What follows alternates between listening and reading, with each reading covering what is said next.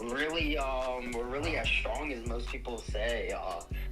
Like Sukuna doesn't notice it really for the first couple of hits. Like he notices something's off, but it takes him a solid couple punches till Sukuna finally realizes that whatever like Yuji's doing, him hitting the barrier between him and Megumi, like it takes him a while to really like figure that part out. I think I'm more sure he kind of picked up on it from like the first like interaction where he struck him, and then like He picked up that something was wrong, but he didn't pick up what was specifically happening. He was like, "Hey, this feels weird," right? Like he doesn't know what's happening. So there's a good argument to be made that like Yuji's punches don't destabilize him as much as like, So real quick, let's streamline this a bit more, right? So like here I because I really wanted to go through like the different points Kenny laid out first, and let's just have like one person go at a time. So like here's the big things, right? My overall stance on like the Gojo versus Sukuna fight is honestly they're both so close in power that there's ways either one could win, but I would put it like this, right? If we take all of the text, just literally all of it from the manga, then Gojo is just stronger than this guy. Because like for example, there's the statement at the start of the manga where Gojo talks about the cursed fingers get stronger every day for 1,000 years. Now we have no one who can seal them anymore, and we know that Tengen is the one in charge of like putting up barriers for sealing a lot of their other dangerous cursed objects. So if we take that literally, that means the fingers at one point Tengen could seal them. Now he can't. They've gotten so strong Tengen can't even seal them anymore. And despite that, Gojo's still able to domain clash with this guy. So what that means is, like, if he fought the original Heian era Sukuna, he might not even be able to domain clash with Gojo. He might just, like, actually get overwritten and cooked. And then, like, the other thing... Oh, anyone who has background noise, could you mute up? I'm not sure who that was. Lilo, you want to make this a little simpler? You wanna do this like you ever see like the Jubilee videos, bro? Like, what if we start off with like a claim real quick? We focus on one claim about a specific form of Sukuna. We go through that and then like we stop it after like 25 minutes. Yeah, we can do something like that. I mean, just real quick, I wanted to like explain my overall take on it because like I was saying, there's arguments for either one winning, but I think like if we take everything literally from a debating like power scaling perspective, then Gojo would just be the strongest out of all forms, and then like Maguna, well, true forms, Heian era Sukuna with world cutting slash would then be around there. And like Heian era and the OG Heian era would be considerably weaker if like the fingers really were getting stronger every day for 1,000 years. But if not, then I actually lean towards like Heian era Sukuna being stronger than Gojo. But yeah, it's open to debate. And just one last thing I wanted to say is this concept right here, where Gojo not only has like better refinement, better stamina, he also has his curse technique overwhelmingly stronger. The only way Sukuna can actually win is through domain clash fights. That's his only way of winning. So yeah, we can have it more open now. Yeah. Any like what were you saying, Kenny? So types of Sukuna we could talk about. Let's put like a proposition on the table about a specific Sukuna versus Gojo. And then let's start from there. Talk about it for like, let's say 25 minutes or whatever. And then move on to the next form of Sukuna. So like the first thing, I think it's best to start with Heian era Sukuna, and I'll make the first claim.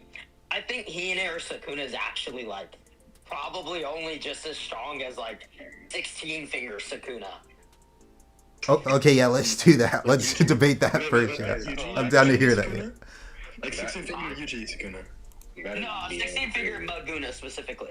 Yeah, specifically. Are you gonna use the Ryu and Aura depiction? No, I'm gonna use the Yorozu. So for anybody who doesn't know, Yorozu is a sorcerer who comes from the Heian era. She was madly in love for Sukuna specifically for his strength. And she like constantly sees him battle and like even gets attacked by him by herself, right? Yet even though that this is the case and this is why she loves him, when she goes to go find Sukuna, the way she finds him is like sensing him and everything, right? And then she goes to go sense him, She makes no claims about him being weaker, right? And then she sees him, and then she's still like, yeah, I can win this fight. You know what I mean? So she doesn't have any, like, statement where she's like, yeah, this guy's weaker, even though that the specific reason she's madly in love with him is, like, his strength, right? Yet, when she sees 16-finger Maguna, she immediately knows it's him, and she's immediately like, yeah, this is the right guy, right? She doesn't say, oh, he's weaker. Oh, I can win this fight because he's weaker. She thinks she could just win this fight against Sukuna, and it aligns with the text telling us that over such a long time, the fingers are getting stronger. So there's a good chance or good possibility that Heian-era Sukuna's only like 16 fingers worth of current Sukuna. Could they say something? Yeah, you guys could all talk about that. I think that's such a good argument. I'm not gonna lie, that's a good argument, bro. Like, it's crazy. To be very honest with you, like, we know that is a curse actually placed on the fingers. Like, it's actually been stated towards the end of the manga. Like, I think it's with Gakuganji and Shoko that there's a curse on the fingers that makes them literally indestructible, and that is the curse that is getting stronger. Also, we know in when Jogo first interacts with Sukuna, there is a distinct feeling of how curse energy feels. Just like with Nanya and Hunter x Hunter, there's a distinct feeling of curse energy. Just like Jogo said, his strength feels much different than Gojo Saru. You can also allude this to the fact that he likes to take baths in curse spirit. You know what I mean? To become closer to evil. That distinction of feeling, like, if you want to bring up Yuta, when they first interact with Yuta, and they almost mistakenly took him for Gojo, but he distinctly said, no, it's something creepier. So I just think it's the feeling of the curse energy. You get what I'm saying? Exactly. You see how he said, like, you see that how he was able to distinct it through different things, right? Like, hey, there was more cursed energy, right? There's like, it's a creep. By the way, Yuji's not a good censor at this point, right? But he specifically, even while not being a good censor, right? There are certain distinctions he has from it that makes him say, hey, no, this isn't Gojo. This is somebody completely different. This is somebody, like, creepier, right? Like, and obviously that leads to a mount and things of that nature. But when seeing 16-finger Maguna, he still Yorozu still thinks this is Sukuna and doesn't make any, like, statement about him being weaker, even when she's fighting him. Which would be weird for somebody whose specific love from a person comes from the idea that, hey, this guy is, what's the word? Strong. This guy is stronger or weaker than he normally would be, right? That'd be pretty weird considering that her entire love from him comes from the fact that he's this strong. Yeah, I'm not gonna lie, that honestly is such a good argument. Like, in character, you would, like, if Sukuna was like a fraction of his full power, you think she would say that, because that's like the entire thing she's obsessed with. So basically, it's like the entire thing she's obsessed with about this guy is so close to what it was in his original Heian era form, it's not even worth her mentioning, which is kind of crazy. Also, here's another argument I wanted to bring up. This is either an exact multiplier for the cursed fingers, or you just have to admit it's plot armor for Sukuna. One or the other, there's really no in between. There's a scene where Gojo hits Sukuna with unlimited void for 10 seconds, and within a fraction of a second, hey, there's some background noise. Let me see who's that. Anyone who has background noise, could you just mute up? But yeah, and then Sukuna. Give me 2 seconds. Oh no, I don't think it's you, bro. I think you're good. But anyways, Sukuna within a fraction of a second after being hit by unlimited void summons Maharaga. Meanwhile, when you look at Jogo was hit by, I think it was a 0.02 second domain expansion, and he was frozen for, I think it was 5 minutes. Like, I think it's 300 seconds exactly. So Sukuna's able to move in like a fraction of a second, let's say 1 second, after being hit by 10 seconds of domain expansion from Gojo. Jogo, he had to wait 5 minutes before he could move. And Jogo's somewhere around the 5-finger Sukuna range. So basically, what I'm saying here is Sukuna was able to free himself around 300 times faster. it might be more than that. And that's a 15 finger Sukuna difference, roughly. He might be 300 times stronger with 15 more fingers. So, like, for what I'm saying is, Yorozu should notice this. Like, Sukuna might literally be hundreds of times weaker, and she's saying nothing. Like, based off of the finger multipliers. So, Wait, not even just that. I really don't believe. Yeah, I don't agree with that. I don't believe that. Like, Yeah, because we know for a fact that Utah's energy pool is described as boneless, bro, meaning they couldn't sense the ending of it. So I am hard to believe that they would be even be able to sense the ending of Sukuna's curse energy even at 16 fingers, bro. but they'd be able to notice a difference for sure. Like, I take out this. It's like I do not think Gege has like this eternal multiplier. Like this isn't like Super Saiyan forms, bro. but if there's not a multiplier, then you guys just have to concede to the fact that it's plot armor. He didn't die to the first unlimited void. Because how else? Okay, I want you to explain to me how else it's possible for He doesn't actually move in unlimited void. He's still stun locked. He's just able to summon Maharaga. The plot armor is the fact that he can somehow use Maharaga while stun locked. But doesn't curse, like, using curse techniques, that's like using your brain? Yeah, we don't know. Bro, How he did but it. he's that, bro. That's a Sukuna, the king curses, bro. I mean, Hold on, I'm gonna pull it down. If it is using your brain, then he definitely would have used plot armor because he's literally in a stun lock state. Like his brain is getting infinite information. He can still summon shit. between Hold on. But didn't Gojo tell Sukuna that he adapted to like not the process or not the adaptation, like in 229? And he was like, you didn't really adapt to it that way. You just adapted to the process of it. So he didn't get Dunlock, I think that's what it was. No, Like, the effect of the spell didn't really is that Kuna is not immune to the effects of Unlimited Void. Only Maharaga is immune. So that still doesn't answer how he used it. I'd say that the best explanation for that is this, because he's also able to use when Gojo puts him to sleep after wrapping the red around the building, is just that Gege didn't say, and he has some sort of binding vow to summon Maharaga when he adapts. Because that's what I don't know. Wait. We can't just say he has binding vows that aren't stated. But hold I'm saying that it's poor writing. I'm saying that's probably the best explanation, unless you think that Sukuna can use his curse techniques while he's asleep. Just one second, guys. We got a couple donations. I'm sorry. I don't mean to interrupt. I just want to say thank you to everyone. Dark World, thank you for the donation. Everyone in the chat, you guys should check out Dark World. He makes really great videos. We got the Hippie Man for a donation. Thank you. I appreciate it. And Gigas, he said, think of it like this. Even with Sukuna's prep time plus Maharaga plus Gojo fighting suboptimally, Gojo still had Sukuna on his last legs at the end. Thank you for the donation, Gigas. I appreciate all those. Thank you. Sorry for interrupting. I just didn't want them to feel like... Yo, okay, let's just like not go into this acting like Gojo vs Sukuna is like a good fight, bro. Okay, yo, that's mean. I know, but like... It isn't that good. It is not that good, bro. There's like tons of moments where it's like, all right, like they just introduce shit like out of nowhere. It isn't that good.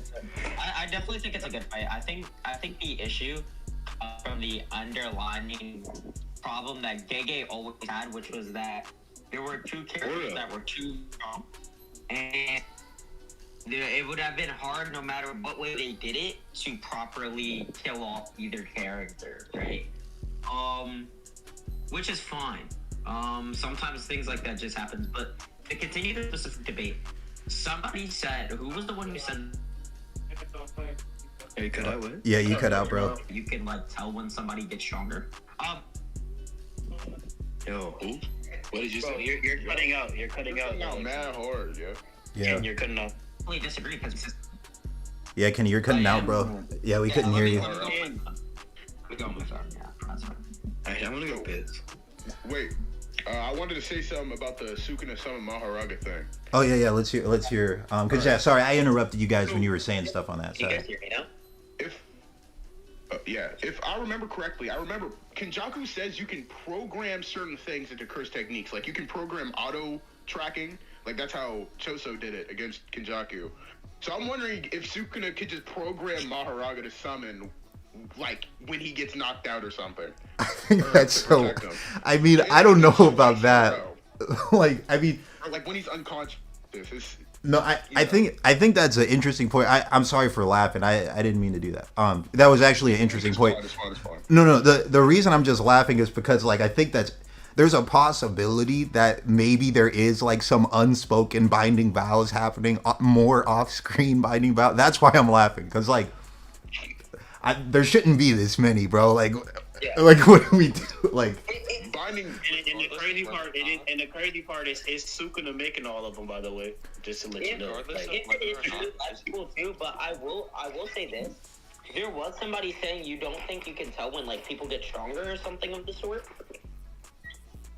I think that what they said was that Sukuna is actually so strong that it would be difficult to notice, because if Yuta, I think he said Yuta has boundless cursed energy and Sukuna has double that, so how are But he doesn't, I don't think he actually has boundless cursed energy, right? Because Yuta like actually is capable of running out of cursed energy, so that's not actually true, right? Like that's just what's going on. he burns out quick too, bro. He burns out in like one chapter fighting Kuro, bro. Yeah, but I mean, she's basically like delusional anyway, because she thought she could beat Sukuna, so obviously she has no idea how strong Sukuna is if she thought she could ever beat him. Wait, she was about to beat Sukuna though. The only reason she lost to Sukuna in that fight was literally just because of Maharaga. Well, let's be honest. If she thought for even 1 second that she could beat Sukuna, unless he just decided he wanted to die that day, she's retarded. No, like, I mean, dude, the perfect... Wait, stop. I'm gonna make this very clear. Do not say that. That's what. Two, anyways, besides that point of not saying the R slur here, I will say that there's no reason to say that, considering the fight that plays out is literally just Yorozu beating him up. Then she's about to pop domain, right? And then she's like, not even you can beat this domain. She's probably seen his domain before, right? She's like an actual like stalker, right? And she's like, this is it. You're gonna be my husband now, right? She thinks that this is the end of the fight. He's about to be her husband. And then he has to bring out Maharaga, who's been adapting the whole time. Well, I will say, if Perfect Sphere lands, it would one-shot him. Perfect Sphere would one-shot Sukuna for sure. If it lands, it's one-shotting him, because it just like deletes everything. Yeah, but I have an inquiry, bro. Why are we acting like he was ever serious at all during that? Yeah, he was holding back. His expression, he had like a straight face the entire time. Wait. He was using 10 shadows. There's no sweat marks, no nothing. He wasn't worried. The entire time he's bleeding, and the reason he's not sweating or anything is literally just because the entire time he has Maharaga adapting, and the second she brings out something that he can't defeat, he just pops Maharaga. Like, exactly. Why are we assuming that Yorozu knows Sukuna's full power anyway? I mean, only because she stalked him doesn't mean she saw him fight strong opponents at all. It seems for the most part that Sukuna won't play with his food like that, and if he does, like, he doesn't have an issue with going all out, right? Like, he plays with his food all the time. Yeah, Just in the whole back all the time. Who in the hand would make Sukuna go out? Who? Wait. Even against Megumi, right? He goes up against Megumi, who he's league stronger than, and then still decides to show his full power. But he doesn't do that against Jogo, or he doesn't show his full power. Why didn't he use his full power against Jogo? Because he's playing around. He's just having fun. Jogo was weak. Yeah, he was just having fun. Wait. Him having fun, being weak, does not equate to the idea that Sukuna wasn't going all out. None of those courses. Sukuna made the whole fight a game. He said, if you can land even one hit on me, I will do whatever you want. And Jogo. Yeah, but wait. Specifically, that type of The facts, man. Thank you for the donation, bro. I appreciate it a lot. Why he go all out? If we're saying, Also, Sukuna didn't use his that doesn't mean he has to go all out for that game. I'd agree that it doesn't mean he has to, but there's no assertion talking about the factor that he isn't. Wait, guys. So it's kind of becoming it's kind of like going off track. Like let's hone this back into Gojo versus Sukuna. Like, it was kind of becoming like Sukuna versus Jogo. Yeah. So what were you guys saying? You were saying something about Yorozu, right? You were saying like, how would she know what his full power is? Yeah, I like, mean, she has, Yorozu's like, a based kid. on the manga. Well, She like, has a stalker, She got hit by a dismantle. She has like a and she tanked one, but that's still not his strongest attack. And realistically, Why is it? Why are we saying tanked? Wait, why are we saying tanked like she didn't get knocked out instantly from it? but I'll be honest with you guys. I'll be honest with you guys. It does seem like you can just intuitively. Everybody stop. Everybody stop. Hold up. Bro, it real quick. It does seem like you can intuitively just sense how much cursed energy a person has. Like no matter how much of it they're using. I just have a real quick question. Why isn't dismantle Sukuna's strongest attack? What would you say strongest is Sukuna's strongest attack? Cleave. Literally. Yo, Cleave just dismantled the strongest. I could be wrong on this, but isn't there a distinction of cleave and dismantle just being like more so dismantle works on like inanimate and cleave works on Cleave. That's domain. Wait, no, that's domain. Yeah, that's domain. Cleave and amp people's durability. Yeah. Dismantle. Actually, wait. I don't remember the story. If somebody can get it for me, I don't remember. I'll pull up the wiki right now. Yeah, cleave should be stronger. Just like, I'll agree, I guess. Dismantle, just like a slashing attack they can use. Yeah, and then cleave, it adjusts itself depending on the target's toughness. So, yeah. I'm sorry. Thank you for becoming a member, bro. I appreciate it. Sorry, you guys keep going. I want to specifically get the chapter because I don't remember them specifically like go too far in depth. Yeah, so just real quick, let me just add in on this. So when it comes to sensing people's overall cursed energy, Ryu is able to sense that like Yuta has a ton of it. So I'm not really sure where the idea of like Yorozu wouldn't be able to tell how much cursed energy Sukuna has is coming from. Like, where is that coming from? Specifically, what he said is that you can't see the end to it, though. So what does that mean to you, bro? He said you can't see the end. Hold on, I'll pull up the actual chapter and just look at it myself. Yeah, it came from the bottomless thing. Because like they basically said it was bottomless, so that's how they couldn't tell. But like you can just say that satire and over exaggeration. It could just be that he has a lot more cursed energy than most normal people have, right? Or than most some of the strongest characters have. That doesn't mean it's actual bottomless, right? He just has a lot. It just. I mean, yeah, it was obvious. It was really hyperbole because he runs out of cursed energy like like a chapter later. Or the same chapter. But there's also another side to this, like because we know cursed energy doesn't always equal the output, right? So you could have a ton of it, but your output could also be weak. So although it does sound like the more cursed energy you have, the more output you have automatically. I wouldn't say that. I would say though that like the depletion wouldn't matter, right? If anything, it proves how much like he can output, but the depletion wouldn't matter about output because even if he's outputting 1, right, and he has 10,000, right, then he just wouldn't be depleted that fast, right? So even if he's like outputting a lot, then like even in that case, right, it would still be saying though that like it isn't as much as like they even make it seem, right? He just has a lot in comparison to everybody else. And also, I will say it's not too far fetched to actually say that his output could go up, right? Let's say he has 10,000, like can't say it right, and then he end up getting 20,000. Of course, that 1% is gonna probably go up. You know what I'm saying, to a higher degree. But it's just like the bottomless thing that they're using. I think he's just using like words like that to like, oh, he just has crazy amounts. You know what I'm saying? I think we all agree that that's really hyperbole, right? Hyperbolic. Yeah, extremely. Like we have to, like when we talk about stuff like this, like we have to discern whether it's hyperbole, like satire and stuff like that. Like, we have to be able to pick and choose. You know what I'm saying? Because we actually know that how bottomless. You know.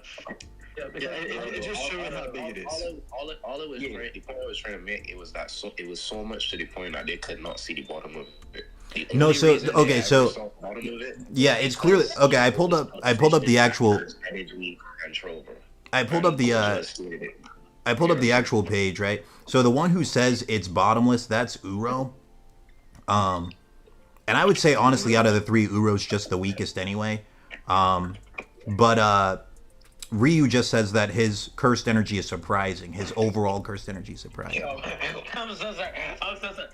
One, we don't know if it's a cleaver dismantle that he uses on Yorozu, FYI. But two, y'all, I'm so sorry. I was just going back to the fight between Yorozu and Sukuna, and I forgot how, like, crazy fan service Yorozu has, bro. Like, holy.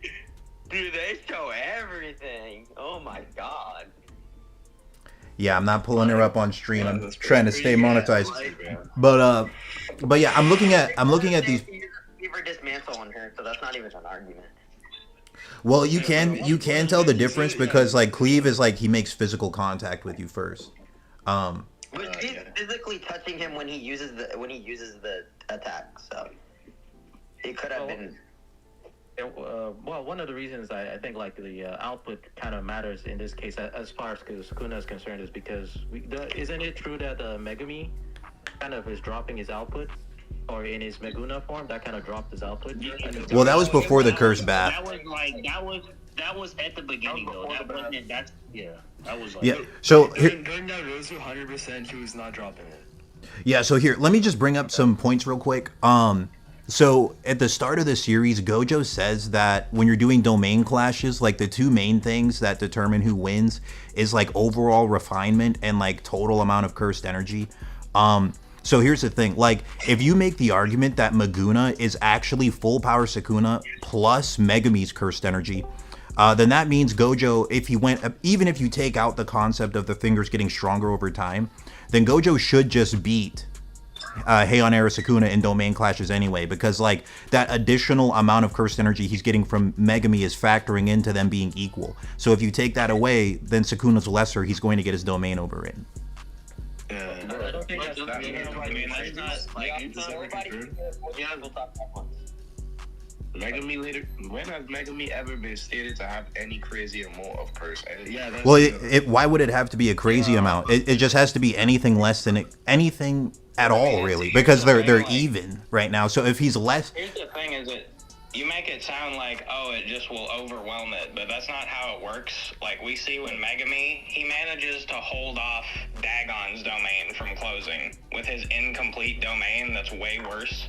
So like if it moves it's now he's got like 0.5% stronger domain because of Megumi's cursed energy. Like it's still not gonna be like, so Gojo just crushes him now. Like it would at least take like several minutes. Well, hold on a sec. When it comes to incomplete domains, those for all we know could just operate on a completely different set of rules than like actual complete domains do, because all it was well, Megumi just went in, he just poked a hole through it. It was really weird. Yeah, it seemed to do different things, and it just turned off the sure hit for a second. And the other weird thing is Megumi doesn't even have a sure hit. Wait, he just poked a hole and went in. It's really different than any other domain clash we've seen. Bro, real quick, we still know that he can only pop it once, and it does drain him the same amount as like a regular domain, right? So I just want to say this, right?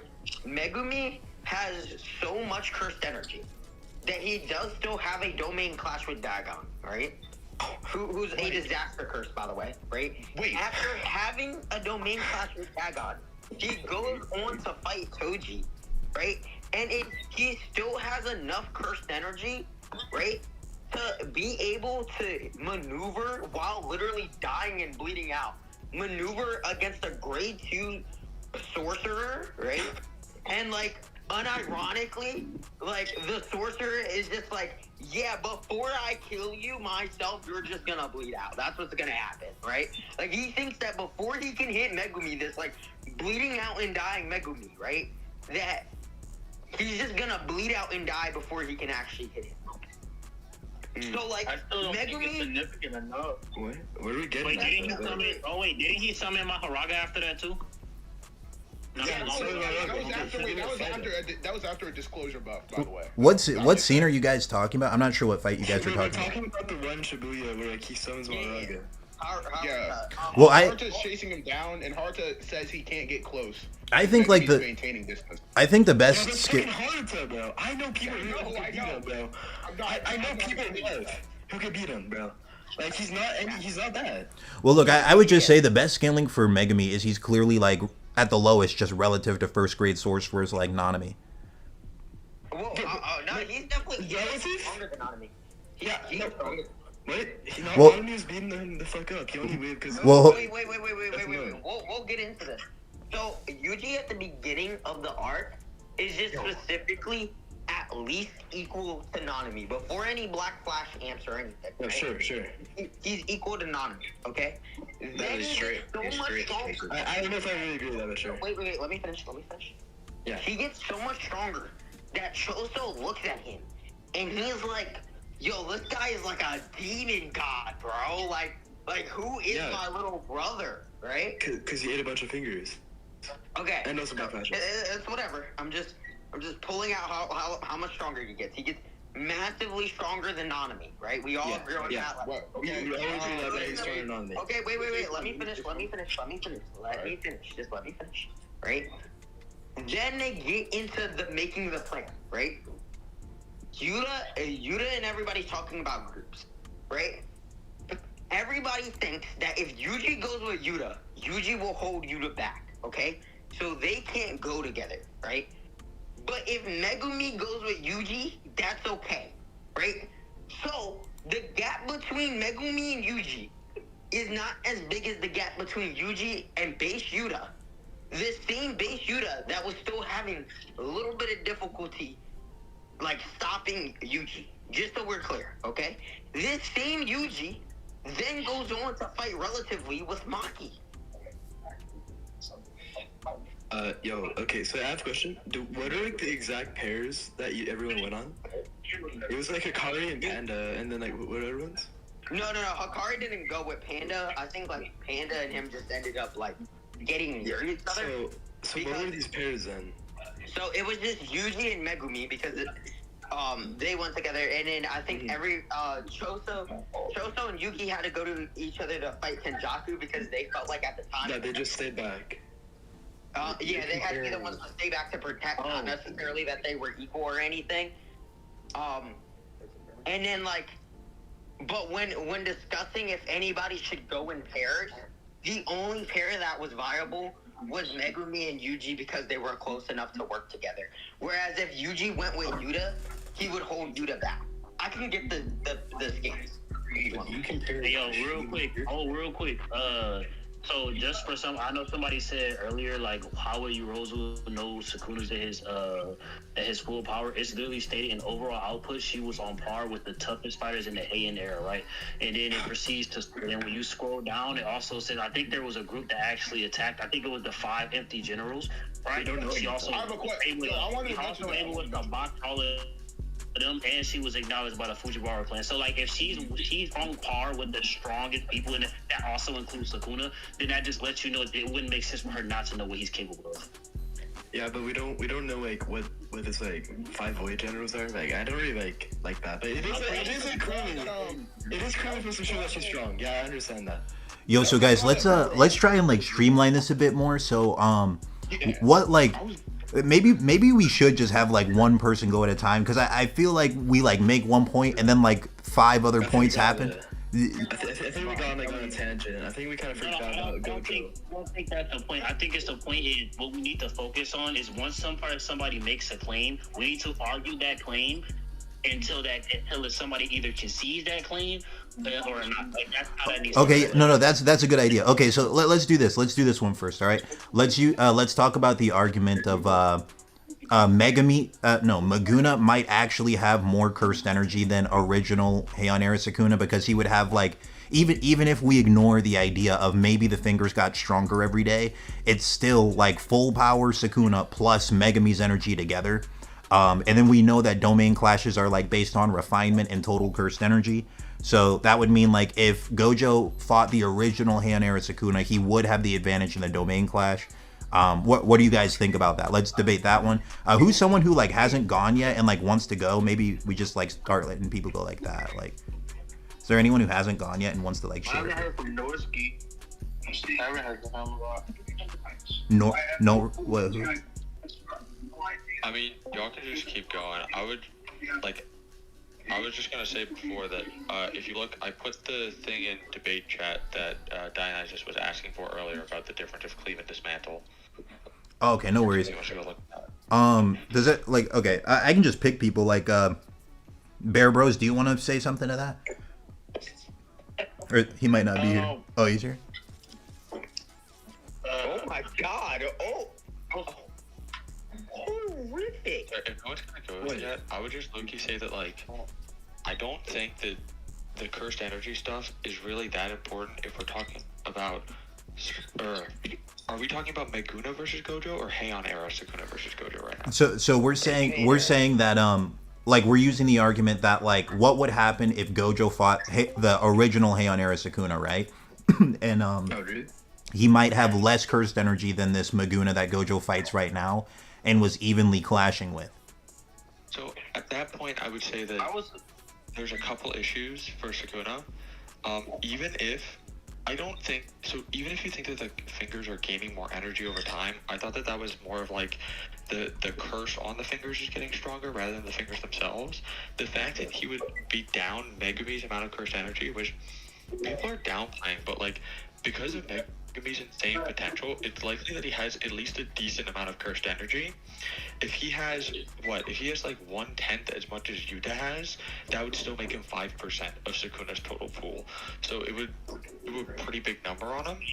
It's not the topic of discussion right now, but I think that the possibility that Heian era Sukuna wouldn't have domain amplification also would significantly nerf him, because I genuinely don't think that Sukuna can go toe-to-toe with Gojo if he does not have domain amplification. Oh yeah, and I actually think most people agree with that. Like if he doesn't have domain amplification, then then outside of domains he stands like really no chance. Even in the domains, he wouldn't really stand a chance because he would just get shredded by Gojo long before the 3 minutes ran out. Oh, that is another thing. The domain application significantly nerfs Gojo's attack potency. So the fact that Sukuna is using it all the time means that Gojo is barely doing especially for red and blue, like not even 5% of the damage that it should be doing. Like, even if it's down like 75%, like doing that 25% damage is insane. I mean, look at when he fights Sukuna around the building. The difference that red basically just burns off a little bit of his skin when he uses domain amplification, and when he catches him not using it, it completely throws him for a loop, and he takes a ton of damage from it. And wait, I want to answer that guy's question. It was like, do we know if domain amp nerfs damage? And we do, because Higuruma used it against damage. I'm talking about I wasn't talking about damage. I know it does that. I'm talking about does it say that it nerfs the curse technique itself? Yeah. So when he uses it, when Gojo hits Sukuna with the red the first time before it comes around the building, he says that it's nerfing the output, but it can't completely neutralize red and blue. Yeah. Which is actually, wait, I want to say that's crazy. That's a crazy feat for Gojo, that someone like Sukuna's output can't neutralize Gojo's like red and blue. Well, yes, I mean Gojo does. He straight up says he's overwhelmingly stronger in curse technique. That I'm just saying that one more time because I just realized that today. Though this whole time, bro, I thought it was Sukuna saying that, but Gojo's face tanking the whole domain, and he's like, "Oh, no worries, I'm actually way stronger than this guy in terms of just raw curse technique." That's such a crazy panel, actually. Bro. I think he's more referring to the lethality of unlimited void. I mean, bro, like here, real quick, I just want to say something real quick. I find it interesting how whenever there's like a Gojo upscale thing, we look for all these technicalities, but any Gojo downscale, we take it literally. Maybe we should just take it literally. Maybe he is just what he said, bro. Maybe he is exactly what he said. Maybe he just is overwhelmingly stronger in curse technique, bro. I always thought that claim was that since Sukuna's are just splashes, this is more of a simple technique, where Gojo technique is more, it's just way better since he controls like spatial manipulation and gravity and stuff. Like his technique would be better by concept. So if we're being realistic, like even of people who are arguing for Sukuna, I don't think anyone would argue that Sukuna's curse technique is nearly as good as Gojo's. That's strong because he is efficient and he has a great technique, while Sukuna is strong because of his open barrier domain and his like raw, like he has a crazy strong body and a crazy amount of cursed energy, which compensate for his technique not being as good as Gojo's. But yeah, I mean, Just like do really you good guys think switch. do you think? Ability. Oh, sorry. Go ahead. My fault. What were you saying? Me? Yeah. Sorry, you were saying something, right? I just feel like he's really good at sorcery. Yeah, like curse energy, refinement, all that.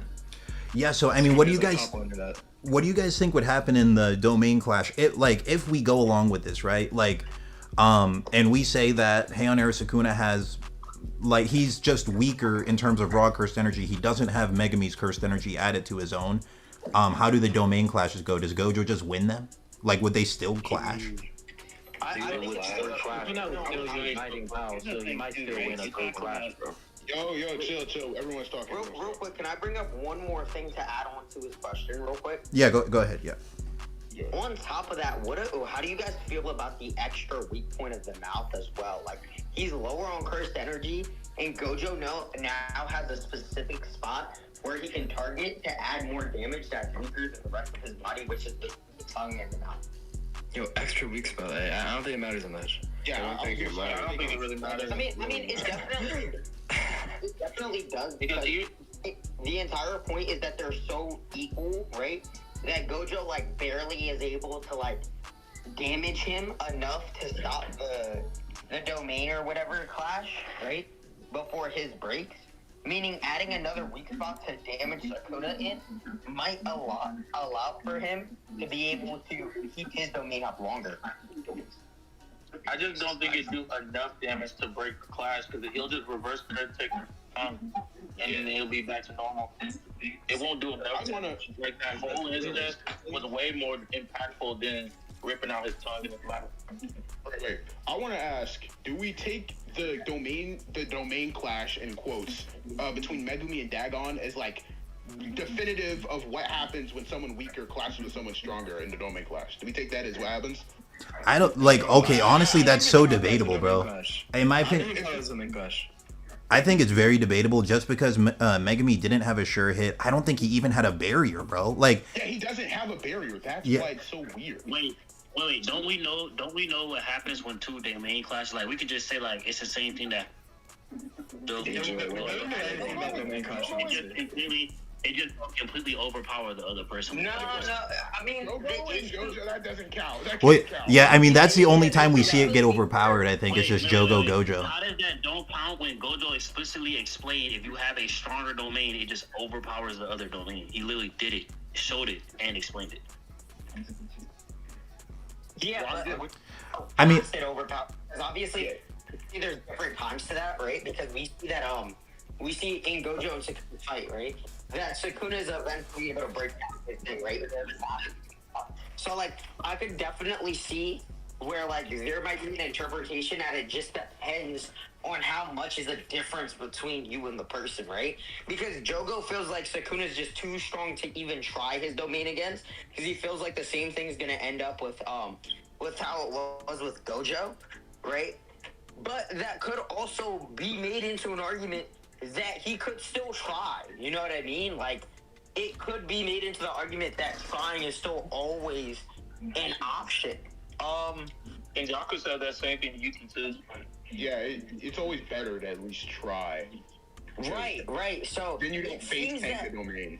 So. Right. So it seems that trying as an option means that it's probably, unless it's like actually as big as a gap as it was with like Sukuna, Gojo and Jogo, that it probably does for at least a little bit clash in some way, shape, or form. Meaning that if Sukuna's like 85% Gojo, it might still be a clash for a little while longer, especially since specifically Sukuna's domain is an open domain. Okay. Even if you think that it does make a difference, I think that it's better to say that instead of Gojo just immediately winning the clash, which is probably not a good argument, just that it reduces the timer. So instead of having to beat him in 3 minutes, he has to beat him in he can expand it so he has to beat him in 4 minutes, you know? Yeah. And then we can also talk about how, this is the Shinjuku Gojo, right? He knows the small basketball domain, or he would figure it out eventually. Okay. Then, the first, 2 domain clashes probably goes similar. Then the third one, Gojo wins, and then it's over. Also, like, there's so many different factors that can happen with the domain clash. Real quick, Restless Gambler. I'm sure you guys all know him. He makes really good JJK videos. He's one of my friends. I respect that guy a lot. He just said, yeah, Restless is cool, bro. He just said, tell them that Megumi wasn't going to uphold his domain forever. After Toji exercised Dagon, he was gassed out. Dagon was just stronger, and Megumi was stalling. So, does that change any of the points you guys were making? No. I think everybody was agreeing with that. We were just wondering if that's actually how certain domain clashes go. In the sense of, like, we know that there's a big disparity between how Megumi's domain works and how regular domains work. So the question more or so is since we don't have really any baseline for how actual domain clashes go between people who are like have like slightly to more moderate differences in strength versus like all we've seen really is like people who are actually like jobbers versus like top tiers, you know what I mean? Like Jogo versus Gojo, right? We've seen that. And then we've seen like, hey, we're exactly equal to each other. And then we see that too, right? And it's like, well, how does it go between somebody who's like a 90 overall and an 85 or 80 overall? So one thing, I think there is one example. It's Yuta's clash with Ryu and Uro. But that one is weird because like right as the barriers are forming, it gets broken. Like it gets broken by Kuro. Sorry, what were you saying? It's a triple domain, so it's like really weird too. Yeah, it's a triple domain. That's like so I don't even know if we can use that. Yeah, we don't know much about that in the question.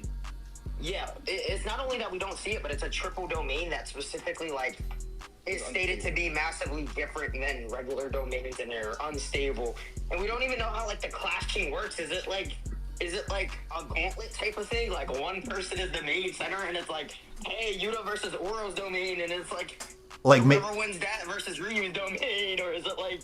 Hey, if you wanna highball Yuta, maybe you could say they were 2v1ing Yuta with their domains. He was beating both of them.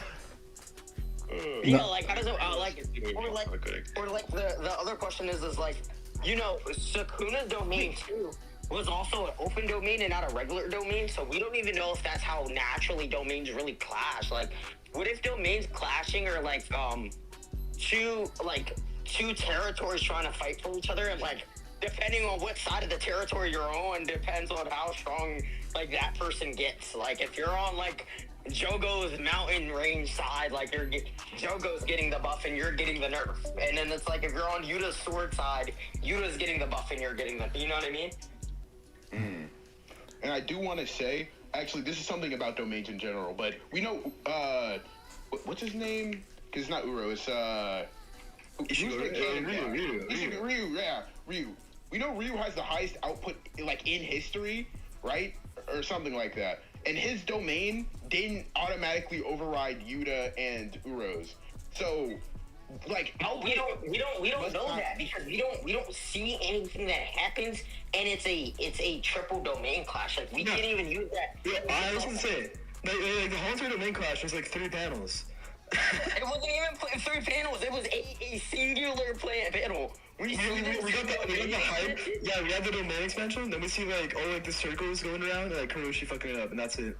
So I mean, like we don't even know that he didn't instantly beat them, bro. Like we so here, have no idea. Here's something I want to say real quick. So like, so just based off of different things we've seen in the series, I guess like a couple different things would happen if Gojo clashes with Heian Era Sukuna. Maybe it would be like a Megumi Dagon situation, and Gojo's just like slowly beating him just from being a little stronger. Worst case scenario for Sukuna, it just gets instantly overwritten, and then if that happens, Sukuna just loses. I don't think Hollow Wicker Basket is going to hold up against Unlimited Void while Gojo's boxing him. Wait, actually about that, it's stated Hollow Wicker Basket doesn't even work against like domains like Gojo's. Isn't it not? Is it not stated that it wouldn't work against Gojo's domain? No, you're thinking about following Blossom Emotion. Sorry. Can't work against complex sure hits. Yeah. It wouldn't work again. Sorry. Yeah. I just don't see Sukuna like losing outright in a domain clash like that. I mean, here's the. But why? But why not? Like, Hold on, was that Anna? Anna, were you saying something? What? I was saying, let's assume that Sukuna isn't any different. Like, he's exactly the same cursed energy or whatever. How does he win the domain clashes now when he doesn't even have, like, Maharaga to bail him out? Well, if he gets in that exact same situation, he just dies in that position. There would be nothing to save him there. Like where he was hit by unlimited void 10 seconds, that would be the end of the fight. But like the best argument I've seen for Heian Era Sukuna is like if you assume Heian Era Sukuna is exactly equal in raw strength, like cursed energy strength to Meguna, then when they're in their domain clashes, instead of Gojo being able to break his domain in 3 minutes, it would take like 3 minutes and an additional second. And then that additional second over time is going to lead to Heian Era Sukuna like winning. Oh, can I say something real quick? Say it, bro. Yeah, that was Alvin. Yeah, go ahead. I think there's a very interesting point about incomplete domains here. Because I think it's at the very beginning of the show where Gojo speaks to Yuji and tells him that if him and Megumi, when they were fighting the Finger Bearer, if it was a full domain, that all of them would have died. And I think it's pretty much implied that Gojo does know that Megumi has a domain because he always keeps telling Megumi not to hold himself back. So from that, we don't know whether or not Megumi does train his domain by the time he actually clashes with the Dagon. So could it just be that Dagon wasn't actually going all out to beat Megumi, and that's why he was able to hold out for as long? Because Dagon's domain is actually a complete domain. Well, why would Dagon be holding back? Yeah, and second of all, it's heavily implied like Dagon is like not focusing on like he's primarily focusing on Nanami and what's it called? Nanami and Well, I would say I wouldn't say that he was holding back because he was doing the best he could in his current scenario because he didn't want to like die there. And then also, I think the reason why Megumi's domain worked was because he was targeting a small part of it. He wasn't trying to beat the domain. He was trying to make a small hole. That's actually true. Yeah, it's like why would we bring this up like an actual example? Because you know, like it wasn't like Megumi was like winning the main clash or anything. I know we can't even call it a main clash. Like honestly, because it isn't like any other one we've seen. Yeah, it is a weird one. It's just because Megumi has no barrier and no sure hit. He was just like doing weird stuff. That's it. Yeah, it is kind of strange. There's a time too, like. Yeah, I would like to add something. Oh yeah, go for it. Yeah, so like basically, right? It was like kind of obviously shown that Gojo the entire time was stronger than Sukuna, but Sukuna just kind of matched Gojo being stronger than him with Sukuna, how smart Sukuna was, like camping for Maharaga to try to adapt to Gojo's infinity to, see how he could counter it, basically. Yeah, I think there's a good argument. Honestly, there's so many different ways the debate can go. One thing that I think is like fair to say is like Gojo's a stronger character, but Sukuna's like a more skilled sorcerer. And I think that's just kind of shown by him having an open barrier domain and Gojo not having one. I disagree with that. I feel like Sukuna came into the fight with more advantages and more knowledge on Gojo to still basically lose the fight and have everything have to be put on a bet. Oh, well, that is also true. I agree with that too. Yeah. Because I do have some. Do we think if Gojo, because if Gojo knew about Sukuna's open domain off rip, like if anyone bothered to tell him before they fought, then it's like the first two domain clashes doesn't happen, and then like he probably would have done the basketball domain first. Does Gojo really have exactly a basketball domain? Yeah. He would have popped basketball first. Because they were prepped for it. Didn't Gojo say that he knew that Sukuna was like holding back and he wasn't going, like he wasn't even in his Heian. Like Gojo said that he's stronger. Don't forget that. Gojo, I don't care about what Gojo is literally like, he didn't even go all out on me. I knew he was holding back. I don't care anything what Gege says right now. But big game, Gojo could have won in the first few seconds. Remember, he lost his arm. If he popped the domain right there, he wouldn't have regenerated it fast enough. and he would have lost the class by 10 seconds. That is just a fact. I'm not gonna lie, guys. I'm not gonna lie. That is just a fact. Like, so I want to just say something real quick. Like that statement of Gojo at the end saying Sukuna is stronger doesn't really mean much when there's so many feats that just say the opposite, right? It's kind of like in other anime series, like for example, Dragon Ball Z. Like they have Dispo being light speed. They're like, wow, that's so impressive, but that's not impressive. We've seen all throughout the series like things that are saying otherwise. So like, if feats override statements, then I say go with feats. I don't like when Netero was saying that like Nav and Morel were like stronger, and he was like not being honest. Well, I would say a better example in Hunter x Hunter. It would be like when Netero said what. Well, I would say a better example is like where they glaze like Netero being the speed of sound in his prime, when there's like kids like people like Kid Killua are dodging like jet missiles and stuff. Like they should all be way faster than sound. So I mean, like feats are more impressive than statements, I'd say. Especially in debates. The issue with that statement at the end, I think that's really to Gojo just giving him his cadence. Like, you have a Sukuna, like, he really didn't know he thought everything that Sukuna was doing was just, like, planned out. Like, it was to the point where, like, he was just like, oh, man, like, this dude doing this insane thing. Sukuna had to get... Oh, snap. Hold on.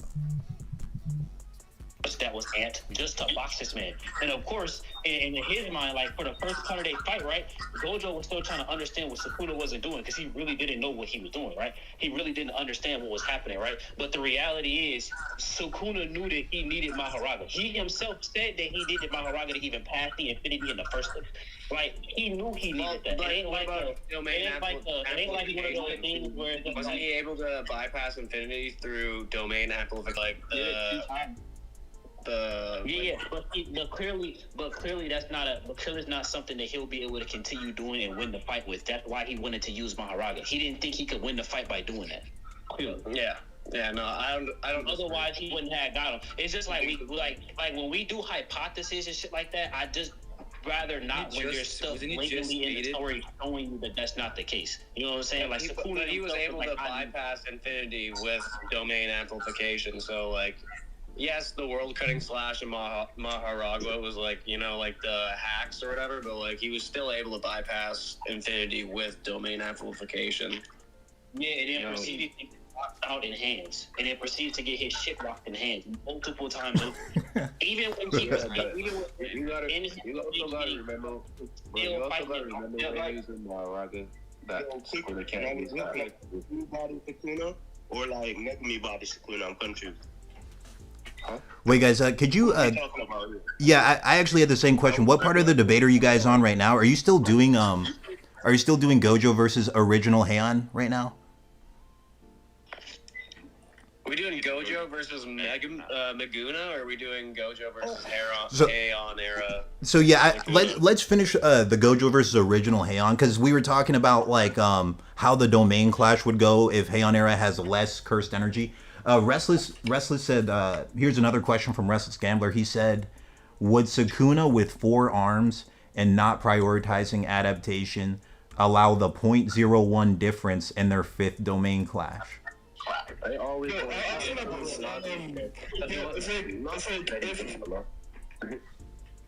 about this. If I'm like a red from blowing up an arm, it doesn't matter. Red is still gonna take something from him. Bro, we literally saw what happened when he got hit. Okay, but if it's Heian era Sukuna, well, he wouldn't be playing the same way as Meguna. Like, he would be having a different strategy and all that. His whole strategy was like built on Megumi in the original fight. So if it was like Heian era, it'd be different. Well, okay. So we're talking about Meguna versus Gojo right now. Wait, no, we're not talking about Meguna. We're talking about No, we're talking about Heian era Sukuna versus Gojo. But what would Heian era Sukuna do against Gojo? That's how would he play different, bro? Well, no, hold on. Let me repeat the question for you guys. Gojo would still win because he can use his technique. Sukuna cannot. Sukuna can't be winning this with just domain amplification. I don't think 0.01 second lapse happens, bro. F Sukuna is Yo, I thought this was gonna clear something up. Yeah. Look, The only way that Gojo or Heian era Sukuna is able to bypass Infinity is with domain amplification and the world cutting slash, because he wouldn't have adaptation or Maharagua. Original doesn't. Okay, so hold up, guys. Hold up. Guys, chill out. Yeah. So here, let me repeat the question because it seems like it got like mixed up. So this was from Restless Gambler. He said, would Sukuna with 4 arms and not prioritizing adaptation? So this, yeah, that's his question. Would that Sukuna allow the 0.01 difference in their 5th domain clash? So I think, was that the clash where Sukuna gets hit by Unlimited Void for 10 seconds? That's that one, right? So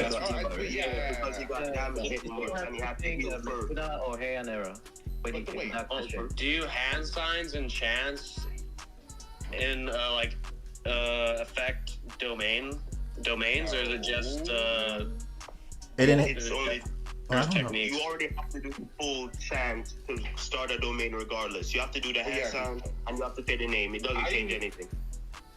I think like even with when Megumi was fighting with just 2 arms, and it took Gojo 3 minutes, and even then, the damage he did to Sukuna wasn't even like, it was significant enough to break the domain, but it wasn't like major damage to him. And so I think with even 4 arms and Sukuna's very aggressive fighting style that he wasn't doing against Gojo because he was trying to stall out the domains, I don't think that 0.1 thing difference would do anything. I don't even think it would even happen.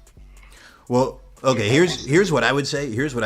Like we don't know if Sukuna has domain amplification back there. If he doesn't have it, then I think Gojo just wins the clashes because like the domain amplification is buffing his defense at the same time. So like the damage that Gojo's doing, it's taking 3 minutes because Sukuna's defense is higher than it would be without it. And then I think no one ever brings up, like, this is something no one ever brings up, but like, Sukuna still thought that it was the best strategy to adapt to it instead of just like beating up Gojo with his bare hands. Like, if that was a better strategy, he would have just done that. No, also, we know that doing this, this was what we wanted to do. Yeah, he does say that. He does say that it was Unlimited Void, so we wanted to get rid of it first. Like, he thought that was like the best thing. Yeah, Ninos, I agree with you, but I'm saying he didn't do this just to get world cutting slash. It stated that he did it to evolve for the other people. He did this to beat Gojo, meaning this was a plan he needed, not a plan he wanted. Yo, Burrows, what were you saying, Bear Bros? You were trying to say something. Sorry for interrupting. I'm saying that because he said he didn't. I don't think he ever said he needed world cutting slash to beat Gojo. He said that it's something that he desired. He wanted to evolve his technique, and fighting Gojo was the best way to do it. That's why I don't agree with. Yeah, that's true. Where was that stated though? I keep hearing people say that. Where was that stated? Chapter where? 236. 236. Wait. When he said what I desired from Yorozu was a model. I didn't want me to breach it. He desires that so that he can use it to kill Gojo. It's not useful against anybody else. Yeah, that is true. That is a good point. It isn't useful against anyone else because to win this fight, bro. Well, to everybody else, like his normal dismantle might as well be a world cutting slash. To everybody else. I think. Wait, don't they literally say a close range dismantle is impossible to guard against? Like for them, a close range dismantle. Close range dismantle, even I wouldn't bypass it with any Yuji would still kill them. I wanted to say something. Yeah, Anna, go ahead. I wanted to say that, like, with Gojo, people will try to say, oh, well, he used the suboptimal strategy so that he could get rid of Unlimited Void. But he knew Gojo would lose Unlimited Void anyway if he kept losing the domain clashes, because he knew Gojo was damaging his own brain. Like, he literally predicts and knows that Gojo won't be able to open his domain the last time before he does it. Oh, that's true. So he knew that if he just kept beating him in the domain clashes, Gojo would eventually lose it. That's actually I've never heard someone say that point before. That's actually a really good point. He did, like, right before Gojo's last domain failed, Sukuna's like, oh, it's just not gonna work. So, like, that's a good point. But didn't both of them fail to open their domains? Cause because of the unlimited void hitting Sukuna. Unlimited void and then the curse technique burnout for both of them. Like, they both couldn't open the domain. But that was because one was because of Gojo's actions, another was because of Gojo. Both of them are because of Gojo. Gojo was basically the point I was making was like Sukuna doesn't need to do that strategy in theory to get rid of unlimited void. He knew Gojo would lose unlimited void regardless, which means that him using Maharaga in his eyes was objectively the better and stronger strategy. But didn't he learn the world cutting slash from like observing Maharaga after like adapting to unlimited void? He was just like, alright, okay, because like Sukuna can like replicate anything that he sees like easily. Like, he's just a prodigy. He knows what he's doing. And isn't that like how he learned the world cutting slash? Yeah, but the point, here's the thing, he adapts to unlimited void. Yeah, he adapts to limitless to get the world cutting slash. So it was him trying to get rid of unlimited void, which he could have done either way. He could have done that by just beating up Gojo in the domain if he could do it. FBI and CIA because Maharaga clearly saved him. If he didn't, why didn't he bring the world cutting slash tutor? Is kind of like what I was like. I thought he was just waiting to adapt to unlimited void, see what Maharaga was doing or whatever, and then he like saw what he did and like replicated it basically with his own first technique. Oh, so he did. He did replicate what Maharaga did. That's the like because here's the issue. Gojo's the way Gojo's ability when it was first explained to everybody else in the world, and you had like scientists going over how it worked and all this crazy shit and all that stuff, right? As complicated as his technique is here, it's the same way in that world. That's why Sukuna was just waiting for Maharaga to figure out some way to get past infinity, because he just like, I don't know how you hop. Like, I don't understand how you get past something like that. Like, the technique was that goddamn insane and that complicated to where he couldn't imagine there's any way he did it. That's why he brought Maharaga. He's like, if a Maharaga can figure out some way to get to it, I should be able to figure it. Hopefully he does it with my slashes, right? That's the hope. He's gonna keep slashing through him and hopefully he can get through it. Like, that was his whole point, you know what I'm saying? So I don't feel like there's no way for Sukuna without Maharaga to really figure out any world cutting slash. Like, there's nothing there for him. Yeah, I agree. Yeah. Here, real quick, guys. Real quick, let me say something real quick, because Restless was asking like if his question got answered. Like, my overall stance on it, I think, I'll just put it like this: if Sukuna doesn't have domain amplification, I think Gojo just wins the clashes anyway, because like, hold up a second, because I think Sukuna would just have less durability, less defense, and Gojo has better hand to hand. So I think he would just win faster than 3 minutes and like win the clashes. But if he does have domain amplification, I lean towards Sukuna winning them. So that's my stance. I think he would have domain amplification since it comes from Kenjaku. So like, if Kenjaku knows, I feel like Sukuna should know too. So yeah, people like Higuruma figuring out reverse curse technique, and like he's like, I know he's like insane potential, right? But if he can figure out like reverse curse technique, I feel like he can figure out domain amplification too. Like, pretty easy. No.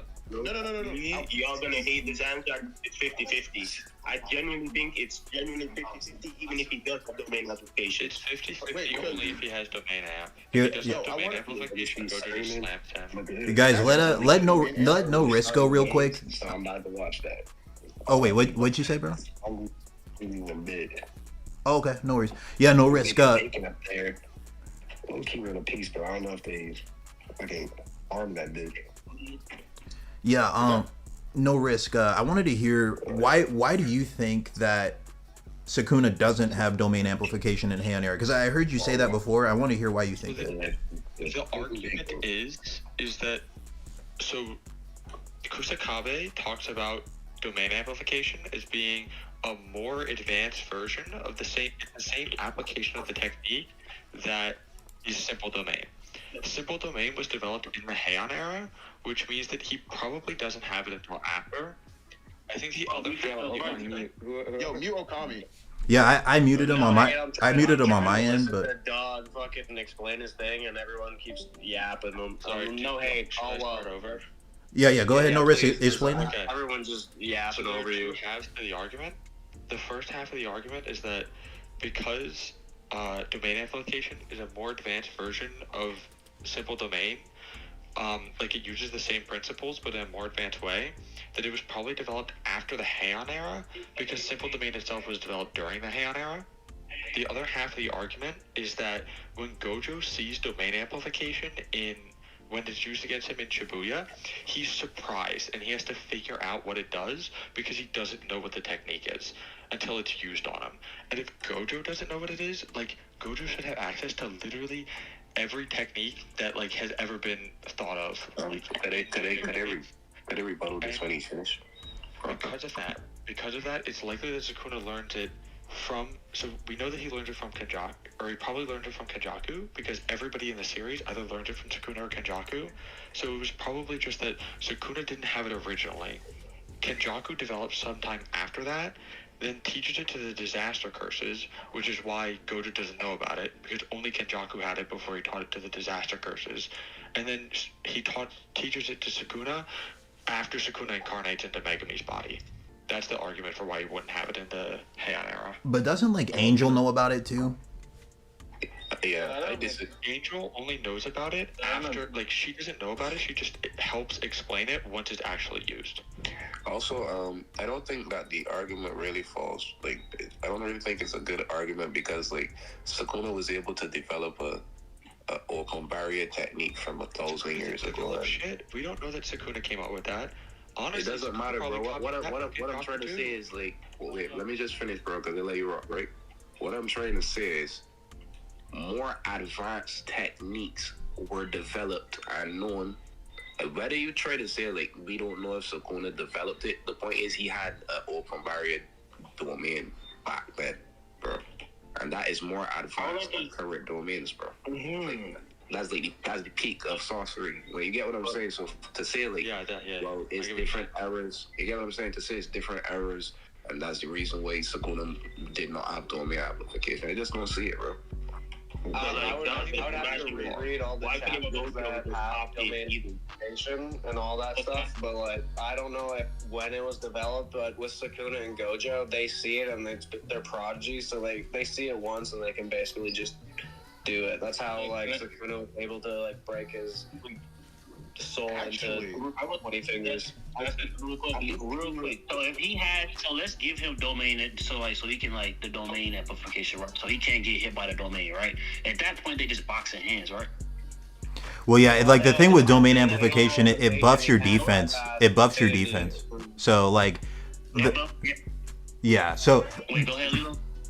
yeah, basically, it's like if Heian era Sukuna has domain amplification, then he should win the domain clashes because he's just Maguna but with more hands. So, like, he should be a little bit better at fighting in the domains.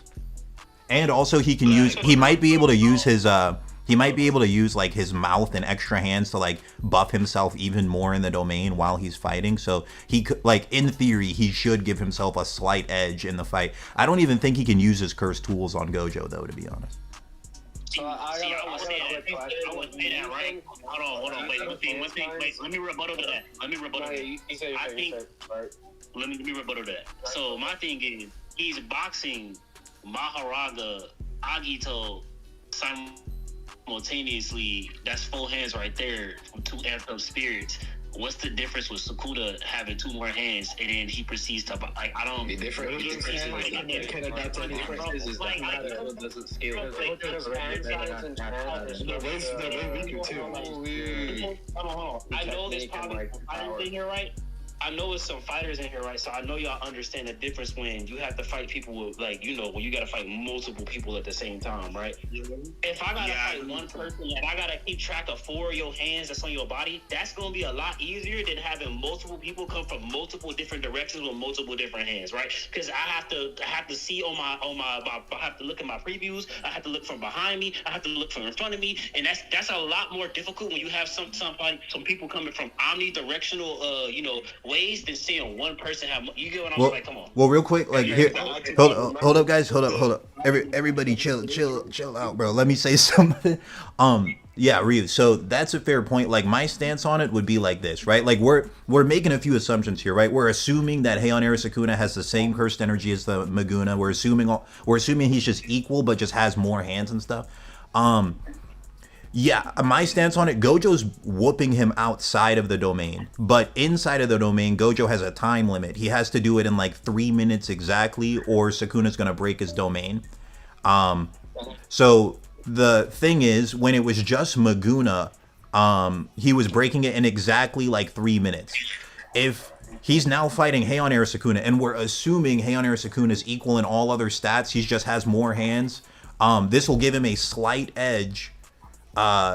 So now instead of Gojo breaking it right at 3 minutes, it's gonna take him like 3 minutes and a second, and then like so that would mean like Heian Sukuna would like barely win the clash. So like that's why I say if Heian Sukuna does have domain amplification, I lean towards Heian Sukuna still winning. I don't see it being easy, but if he has domain amplification and all stats are equal, then Heian wins. But I would say like if we take all the text into account, and we say his fingers did get stronger every day for 1,000 years, and we say like, oh, Meguna, it was his cursed energy plus Megumi's and all this stuff, then I think Gojo could win the clashes. But yeah, go ahead. I want to go out there. I would say, I want to say 2 things first. When Norski was saying that Gojo was surprised by amplification, he wasn't. He already knew about the technique and its applications already. So he already been knew about it and everything. And what I was saying about back then with the whole word desire, when he said he desired wanting, the definition of desire is the feeling of wanting to have something, or even the verb version. That's the noun, and the verb is strong feeling or want. So I mean that's what I was. Yo, I'm just gonna say real quick, if I could. I want to win this fight, bro. I was just say that like you can't talk about the words and their meanings when you're talking about it in English because it's a Japanese manga, you know. So like if you could like bring up the Japanese and translate that, that's different from saying what it means in English. This is semantics, bro. Let's be honest. That's how I desire to punch you in my hand. Doesn't mean I need to punch you in my hand to win. That doesn't mean I just wanted to do it for the fun of it. I needed to punch you to win. Desire can be used. I got a question for everybody. Is do you think hand signs and chants like affect domains, or you already said hand sign? Yeah. I don't know honestly. I think it potentially could, because when Sukuna is fighting Yuji, he's holding Hollow Wicker Basket to reinforce it, so it's making it stronger by him holding the sign. So theoretically, if he's holding the Malevolent Shrine sign, it should be doing more damage. Well, that was. Let's not let these hypotheticals. Hold on, y'all. Let's not let the hypotheticals go too crazy, right? Because we're using a lot of hypotheticals for a lot of stuff, right? Because we are arguing this, like, so. Here's what I think we should do, right? And if y'all want to, we can do this. Go through the manga panels, right?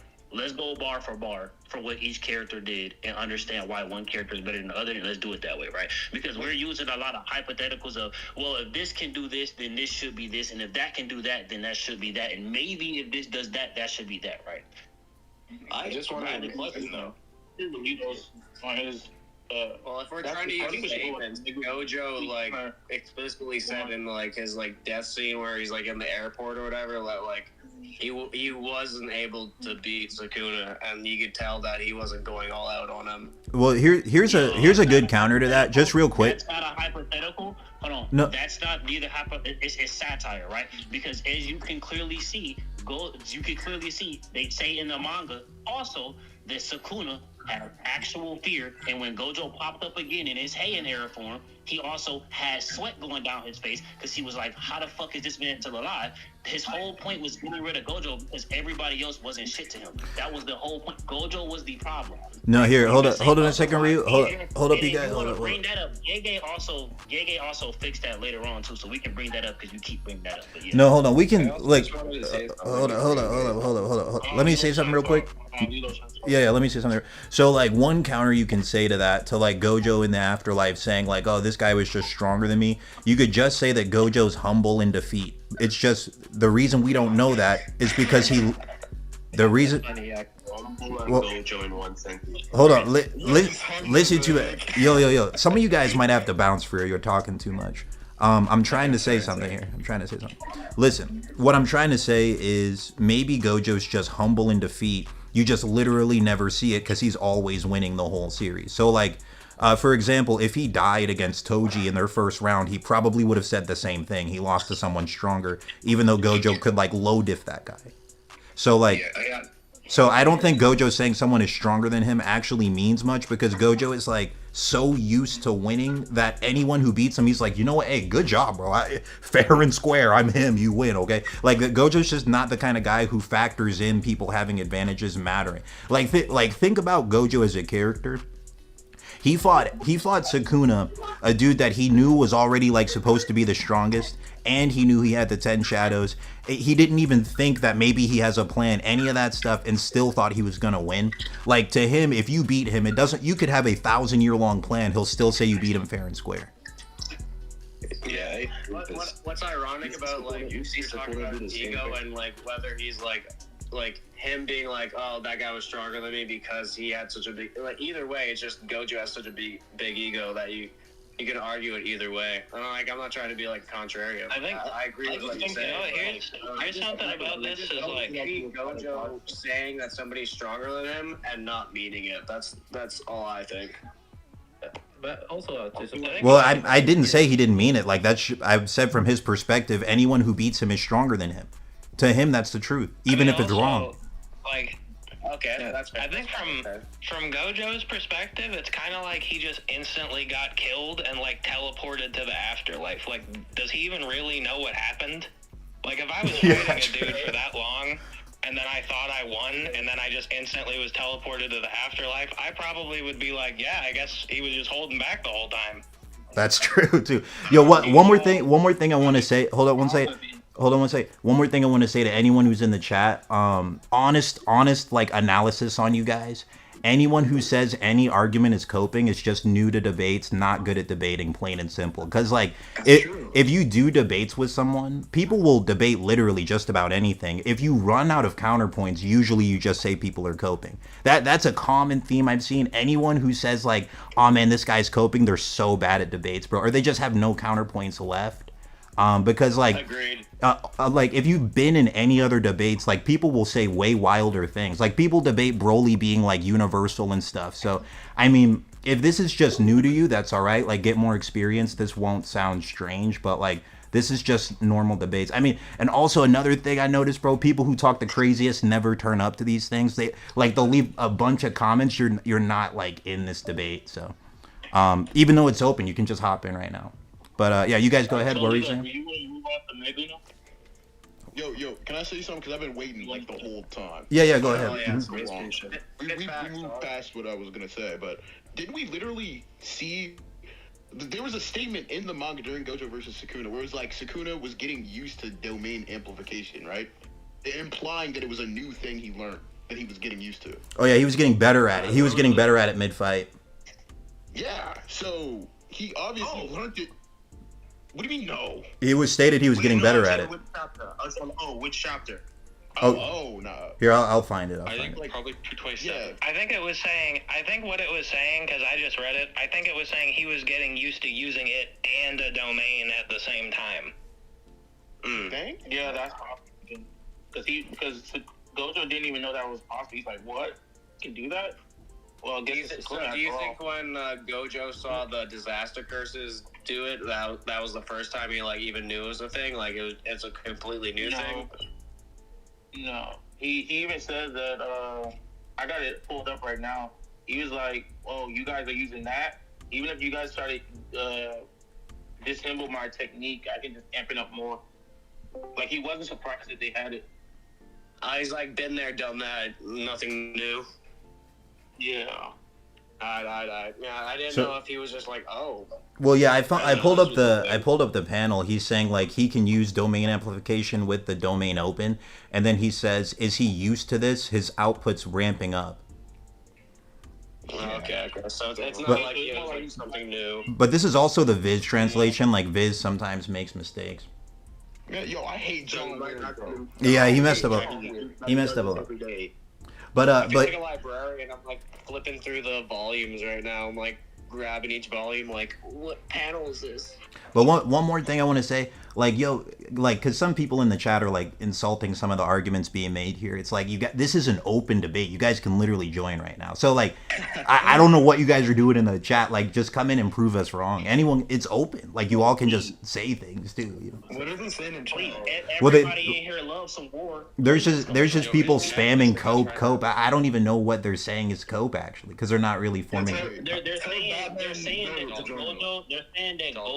that Gojo being stronger than Sukuna because he died is cope. I've heard that argument since the first day it happened, and I've had the same stance since the first day it's happened. It's been shown in this series that he's just overall a monster, dog. He was not my favorite character before he had that fight with Sukuna. I'm not gonna lie to you. It was Toto, right? But when I saw him actually fight against somebody who made a plan for him, who had to get the fingers for this man, who had to 1v3 this dude, who had to get a stronger Maharaga and a stronger curse spirit that was mixed, and then still lost? Yeah, nah, you can't tell me nothing, bro. I'm sorry. You can't tell me Gojo nothing. was an absolute monster, 100%. There's no debate that. I mean, I just think the fact that the debate is still going 2 years later, it's not cope. It's because they're so close in power that it could really go either way. That's like the interesting thing about there's a reason why this doesn't happen in pretty much any other series.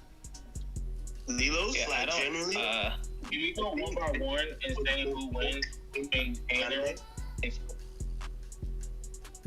Yeah, I was gonna say, are we like moving on to the Maguna one, or like what are we? Yeah. I mean, yeah, we can move on to Maguna. Ashura was saying something too. What were you saying, Ashura? I'm saying like this is the most like impactful fight in anime because it was so close. Like it was so close. The culture went crazy. I remember staying awake till like 12 o'clock and midnight just to watch leaks, bro, because I was losing my mind. People saying it's cope. They don't know the game, bro. They just. Well, I just think they don't debate anything. I just think people who say it's cope just actually are complete beginners at debating, because like if you just look at other debates, right, and if someone gives a point, you're the person who's hearing the point, if it's wrong, you're supposed to be able to prove it wrong with logic. You don't just say cope. If you say cope, it's like you're really saying, there's no way I can debunk that. I hope you just stop saying truth to me. So like you should be able to debunk it with your own statements if you like actually know how to debate. But I mean, it is what it is. Some people will just do stuff. So. Before we move on, could I add one more thing that I don't think anyone has brought up yet? Yeah, go ahead. Yeah. This is one more thing that I think is important to say, because a lot of people, when they make their argument for, let's just say that Heian Form Sukuna or Heian Air Sukuna, whatever you want to call him, has domain amplification, and I think that we can all agree that if Sukuna is in his true form and has domain amplification, that he just straight up wins the third clash, right? Because he just has a more durable body. Like, everyone agrees with this, right? That's how I see it. Yeah.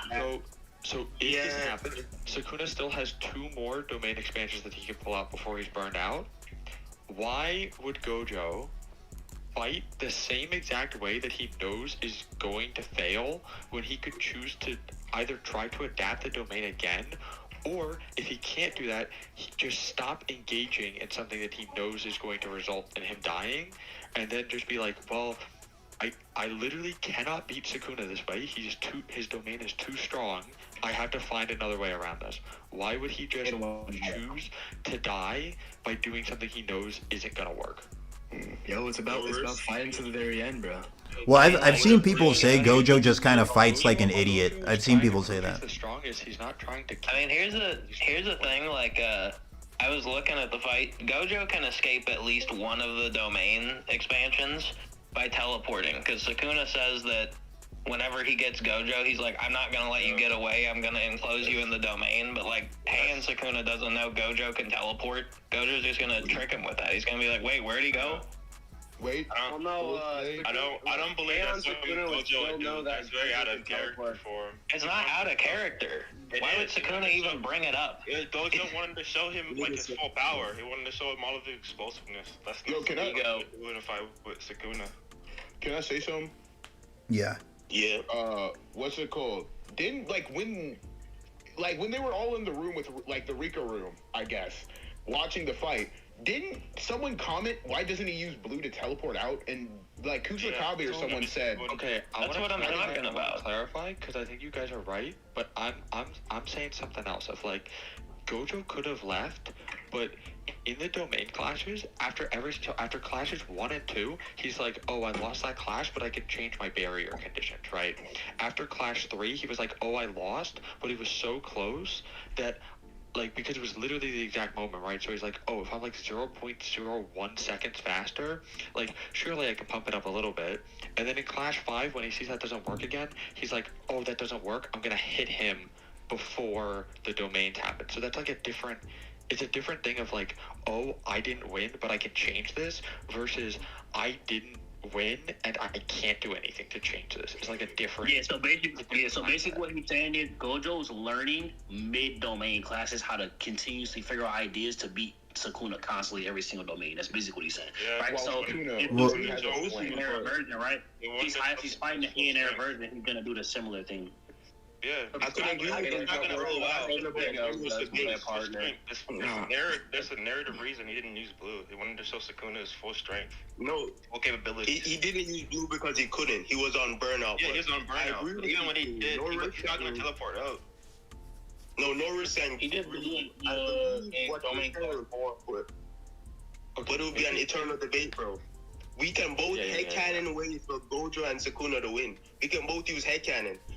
That's what's gonna happen, bro. It's gonna be impossible to debate anymore. I've done this 500 times, and that's how it always ends. We just they're so good. We can make up anything, bro. That's why I don't want it to go down that way. I'm gonna go right now.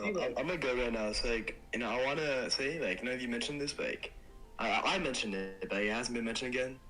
So like, what's his name? Higuruma could learn reverse curse technique. I think this Heian Sukuna could learn domain amplification. Yeah. Higuruma had a model. That's the problem. I guess you're right. But like this like Sukuna. Like, this is the king of curses, bro. Yeah, but it doesn't. He can't just invent things. Like Sukuna didn't invent the finger technique out of nowhere. Like Kenjaku had to teach him how to do it. He literally had to see a thing to copy it. Yo, tell me if I'm wrong. Didn't he make open barrier domains, Rick? We don't know. Wait, no. Unless you Kenjaku. Wait, he could have copied it from Kenjaku for all we know. Kenjaku has. That's what I was saying. He's been alive longer. Exactly. Kenjaku's been alive longer. Oh, hold up. No, that's a crazy what if. Because I mean, if he does like, well, let me just say this real quick. If Sukuna does not have an open barrier domain, he just always loses. Yeah. I think pretty much everyone would agree with that. Like, open barrier domain is the advantage. Yeah, that barrier is pretty strong. I'm sorry to interrupt. What makes an open barrier domain so much more like impressive and powerful? It's because it can attack. It's because you can be equal with somebody and then break their domain from the outside. Plus, it's a divine technique because like you're not closing your domain in a barrier. It's like not possible. Yeah, it's like painting without, or like drinking water without the glass. Yeah. Painting without a canvas. Yep. So with an open barrier technique, you're able to like win a domain clash with closed barrier techniques because it's just more advanced. You can attack from the outside. You can attack your barrier. Yeah. Okay.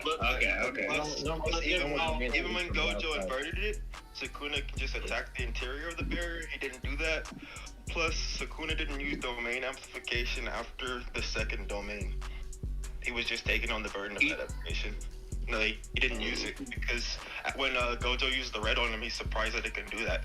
Meaning he wasn't using amplification during those domain clashes. He was just taking it. I was though. Why was such a flex? Where he couldn't. No.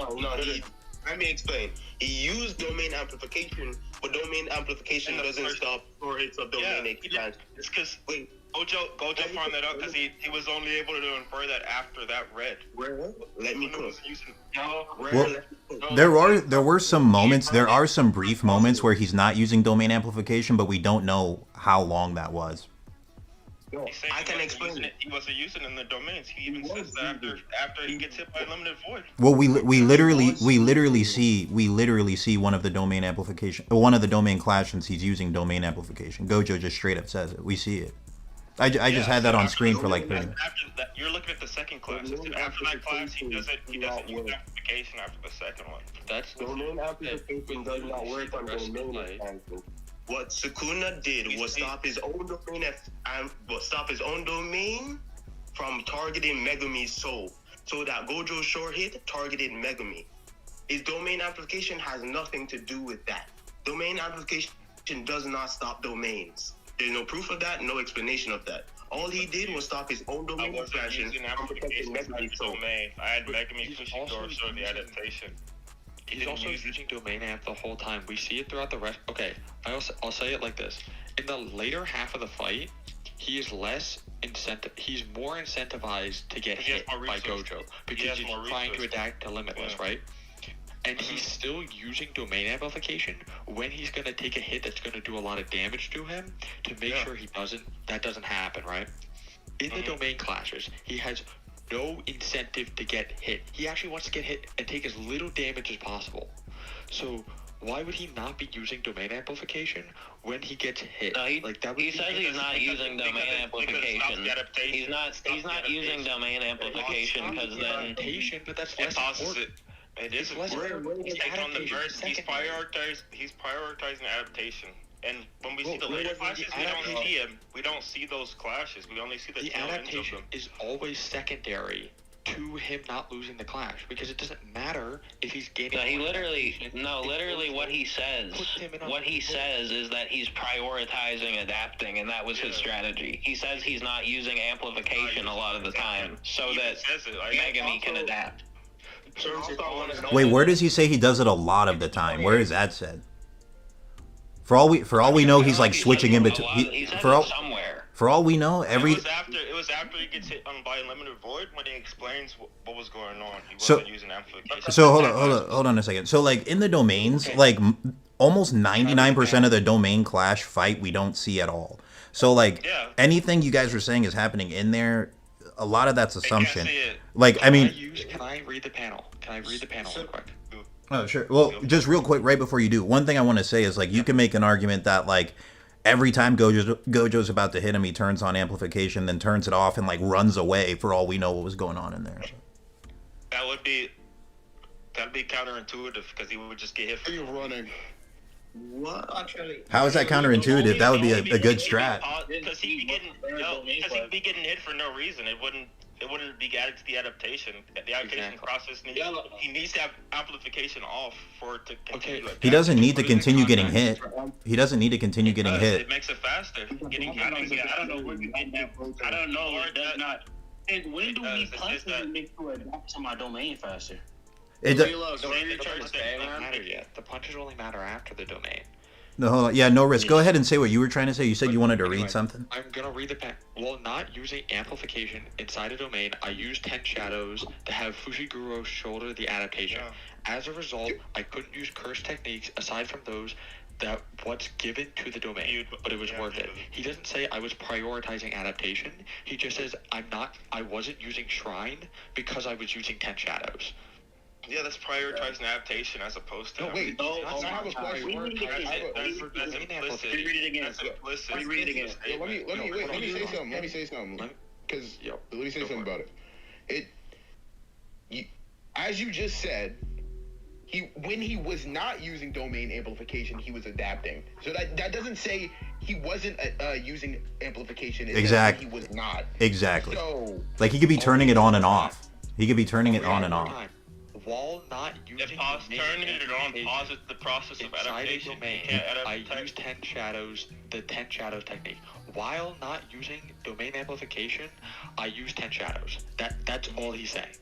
So yeah, I mean, literally, guys. Like the fact is, guys, like 90%. You know, I actually get what he's saying now. Yeah, because he's just saying, because Gojo was like, why isn't he using like any of the shadows? And it's like it's just because he's having Maharaga adapt.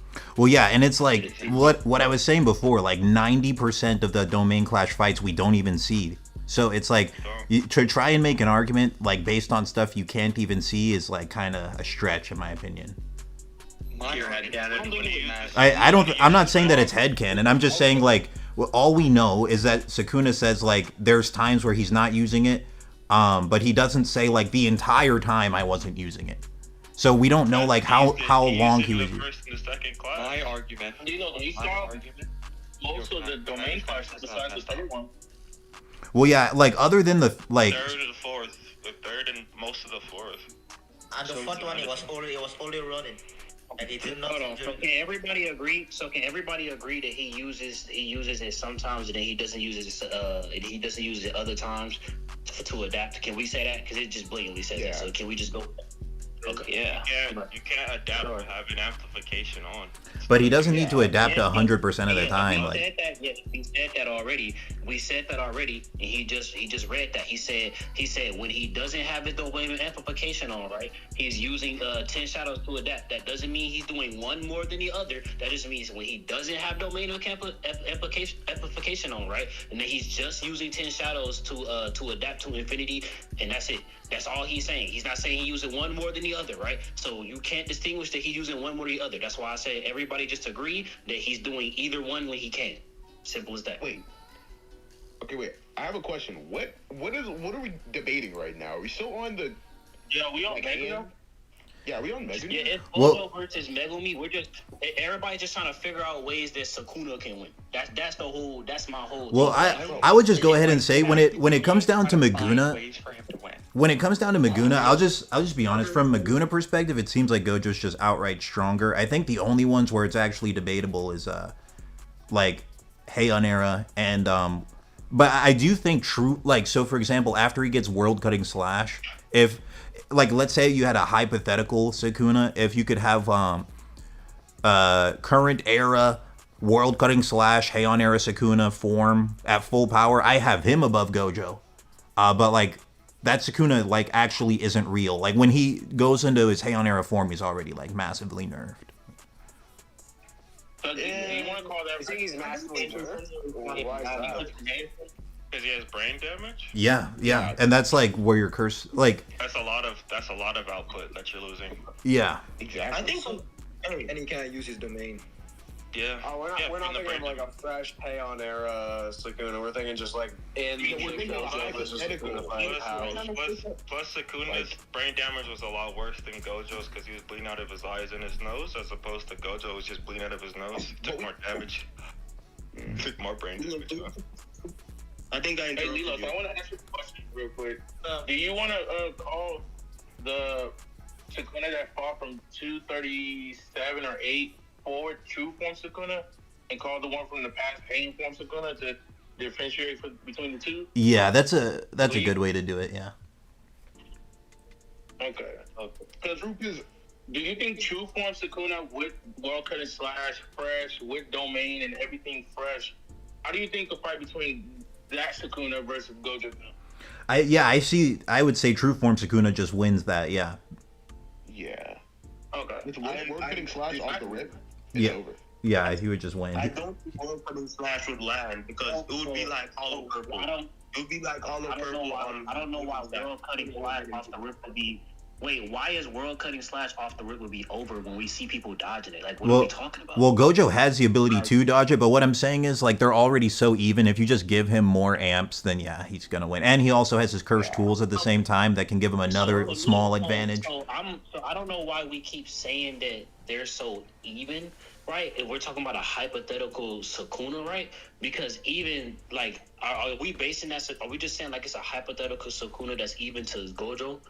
No, I'm saying that I say they are just about even anyway, but like I'm saying this is like a Sukuna that's not even real. We're talking about true form Sukuna. If he had no damage, he's full health, and he has world cutting slash. Like they're already so close. That's just too much. Like. Yeah, okay, well, you mean so close. You mean so close to the. Wait, hold on. Hold on, because I wanna understand where this is coming from, right? So, you saying they're already so close in this sense where he's close to Megumi? Are you saying what them two specifically are close? So then it makes sense that this hypothetical Heian era will be close. So I'm saying like a true form Sukuna would be stronger than Megumi, and Gojo and Megumi are already like about completely equal. Like they're so close. That's why the debate's gone on for 2 years. But like my honest stance on it, like if I'm just giving my honest answer and I'm not even like debating it, I say that true form Sukuna, if he was at full power, that would be stronger than Gojo. And then I have Gojo above Megumi, and then the original Heian era Sukuna is like super debatable because honestly, you could say that he's the weakest out of all of them if his like fingers were really getting stronger for 1,000 years and all that stuff. But that's like a different thing. I want to say one thing to that, and y'all can have the floor, right? Here's my issue. I'm gonna reiterate this like I reiterated years ago, and now the arguments. I'm glad everybody can understand the arguments, right? You're getting jumped, and you think they're equal. I don't understand where the equalness is coming from when he's getting jumped and winning. Well, no. I have Gojo above that. I have Gojo above Megumi, the one that jumped him.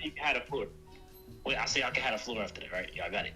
I'm just saying, I don't get where y'all get the equal part from when he's getting jumped. I don't get where y'all get the equal part from, right? When this man is having all of his techniques not doing the full amount of damage that they could be doing, and they're damn near adapted to, so he's not even doing his full damage to begin with, right? That he would be doing. And you can say he got amped up on black flashes. His techniques are still weaker, right? Regardless of that, right? So he's still boxing two OP units, the same Maharaga who was killing 6 sides of Infinity users previously in history, and this one is stronger than that one, and then he's got to box Sukuna at the same time, and we're saying they're equal is crazy. Well, no, okay, let me clarify real quick. I mean, only adapted to blue. Red. Hold on. Let me clarify. I just want to congratulate you on like 30K subscribers real quick. That's why I just came in. Oh, thanks, bro. I appreciate that, man. Thank you. Congratulations. Thank you. And that's all. thanks, bro. Once everybody gets their like points out, I kind of just want to get my interpretation with Megumi and like the Sukuna fight. If anybody got something they want to get out. Yeah. So here, let me share this clarifying point real quick. So let me just share this, right? I'm gonna be honest with you when it comes to Megumi. Really, no, not even just Megumi. Sukuna in general, he's getting carried by the open barrier domain. If he had a closed barrier domain, Gojo would just in all areas be the stronger character. But because Megumi has an open barrier domain, that gives him an advantage in domain clashes, but Gojo really is just like stronger in almost everything else. Like he's stronger in, like when it's Gojo versus Megumi, he's stronger in hand-to-hand. His curse technique is stated to be overwhelmingly stronger. He has much more endurance. So like in many other ways, he's just a stronger character. Another thing is if you put them in cross first, Gojo just like leaves Sukuna in the dust. Like if you have these guys fight other versus, Sukuna's getting low diffed by people that Gojo low diffs. Like in a lot of ways, Gojo is the stronger character. But in terms of just like a Jujutsu sorcery fight, they're about completely equal when you're talking about Megumi and Gojo, which is like shown throughout their fight of just them both nearly killing each other a bunch of times. But if you talk about true form Sukuna and you give him an additional buff, then I would just have him being more likely to win, especially because of like how big of an advantage an open barrier domain is. That's really the thing carrying Sukuna. If he didn't have an open barrier domain, this wouldn't even be a debate. I don't think anyone would say Sukuna wins. Okay.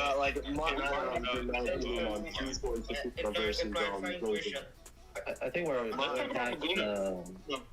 interpretation with Sukuna taking over, like becoming Megumi, was like to find a way to bypass Infinity. I know he had domain amplification, which definitely helps or whatever, but I feel like he wanted to take over Megumi specifically so then he could get around Infinity, and I feel like when he's fighting, it's just kind of like trying to learn how to bypass it without domain amplification. And then once he was like able to get the world cutting slash, he was like, I got my cheat code, I got my win condition, like we're done. I don't gotta deal with your dumbass hacks. Real quick, like maybe we could have this part of the debate first before we go on to the last like version of Gojo versus Sukuna. Do you guys really think Sukuna wanted world cutting slash just to get stronger, or do you think he wanted it just to kill Gojo? I think he. I think he was a nerd for the beat Gojo. He always wants to. Yeah, I think the thing about Sukuna is like, it's not that Sukuna needs it or that he needs it for Gojo. It's that he really does just constantly look for opportunities to get stronger. Like he's constantly on the lookout for that, even though he doesn't need it, just because like he's so bored and he likes to develop. Like he just really likes jujutsu in general. Yeah. Where's another example of him doing that though?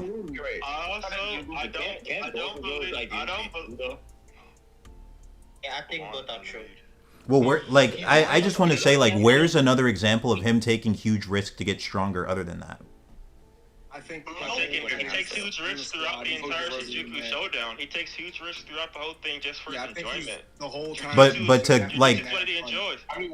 But he's not doing that to like gain new abilities. He's just like seeing what people are capable of. I'm saying. They're not gonna give him anything. What the fuck are they gonna? What are they gonna give him? No, like I don't think you're like. Hold on a second. I don't think you guys are really like thinking about what I'm saying here. What can he learn from the? What is he gonna learn from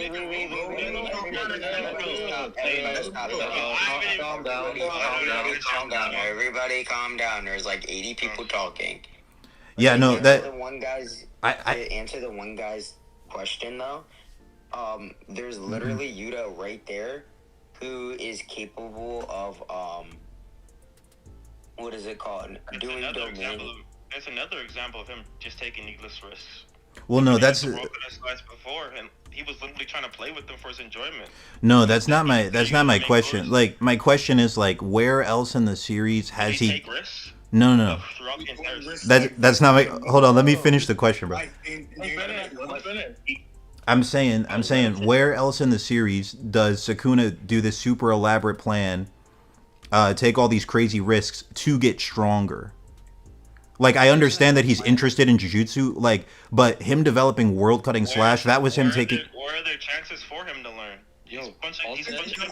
Okay, so like he could have learned from you. He also does this on your He already knows how to fucking change the Well, output of his short hit. He can already target the output. He can already do that. There's nothing he can learn from Yuta. Well, Yuta can teach him. hold up, like what do you mean? So okay, the way you answer it is that does he ever do it? Yes or no? Or is this the only time? That's the only time he's like specifically learning something. He's taking a risk trying to take like the burden of it. Just yes or no. It's not as great to an extent. Like Yorozu? Yeah, I guess that's a decent. He never went out of his way to like do anything elaborate. He was already strong enough to like overpower everybody. Like the only person that was actually a threat was Gojo, and he was plotting to try to get through Infinity since day one. That's why he wanted to take over. That's not why he wanted Megumi. He just wanted out of Yuji. The reason he wanted Megumi is because he was a vessel that couldn't cage him. He didn't know what Maharaga could do. That's just a foul. Yeah, but he also knew that Megumi was like able, like, because not a lot of people are able to like actually fucking. Shikigami? He only wanted to thought 10 Shadows was cool. He thought 10 Shadows. Not everybody can like actually be a vessel for. Yeah, I already stated that. People died. People died to Sukuna's fingers. Like three fingers Sukuna fought Megumi. He like could tell Megumi was like had like a way to be a threat to him at that time. I think you can just sense jujutsu. Yeah, I think I have. I mean, this is suitable vessel. Yeah. More so just with that. You just repeat. Yeah, I wanted to say this. Hey, yo. If somebody else is saying something and you proceed to talk over that person to say another point, wait for that person to finish and then do that, bro. Stop doing that weird thing where I'm doing things over here and another person saying that point, people keep talking over me too. What do you mean? I haven't even got a chance to speak most of the time. We gotta try to be cordial, you know what I mean? Like, you know what I mean? Hold on, I wanted to say this. This sounds like kind of a kill shot in Lilo's favor, Now keep in mind this is from TCB, but it says, I'm trying to figure out where he says, oh yeah, Sukuna basically says when he's talking about World Slash, what I wanted from Mahoraga was a model of how to tear through your infinity. So all he says is that he wants to get through the infinity. He never says, I want to make my technique stronger. He just says, I want to get through the infinity.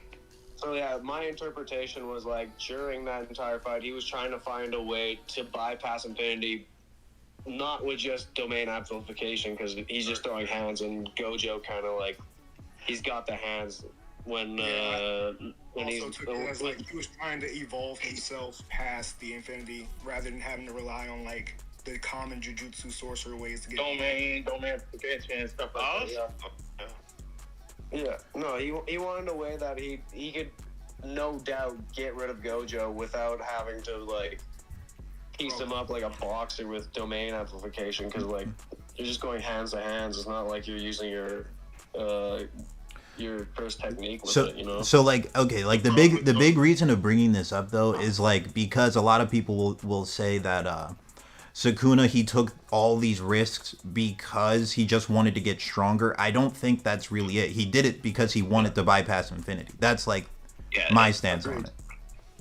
Yeah, it's actually what it is. It's funny because you talk about how people say that the Gojo thing is cope, but like it's actually cope people came up with after Gojo said Sukuna was stronger to be like, okay, so why was Sukuna almost losing like 12 times? It's actually like Sukuna favored cope.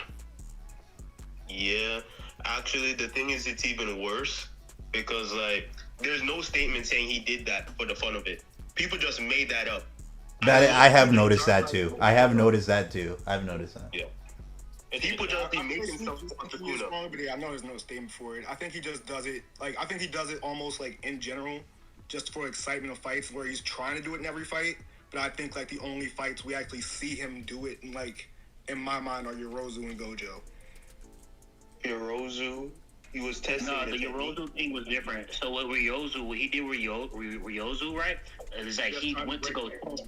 Yeah, he went to go test out the technique for Mahoraga adapting so that he can do it to Gojo. That was why he did that. He literally said, I was reading the fight as y'all was talking earlier. He literally said, "Now let's take this for a test drive."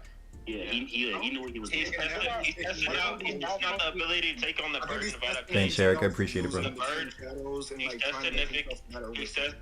testing if he can take on the burden. That's him trying to improve his jiu-jitsu right there. Yeah, I think he's trying to he's testing himself using like Megumi's body, like using the 10 shadows and Megumi's technique in general. He's making like the demon shit. He's testing how that 10 shadows technique works, but also using that to like make himself stronger the same way he is in the Gojo. So I don't think so.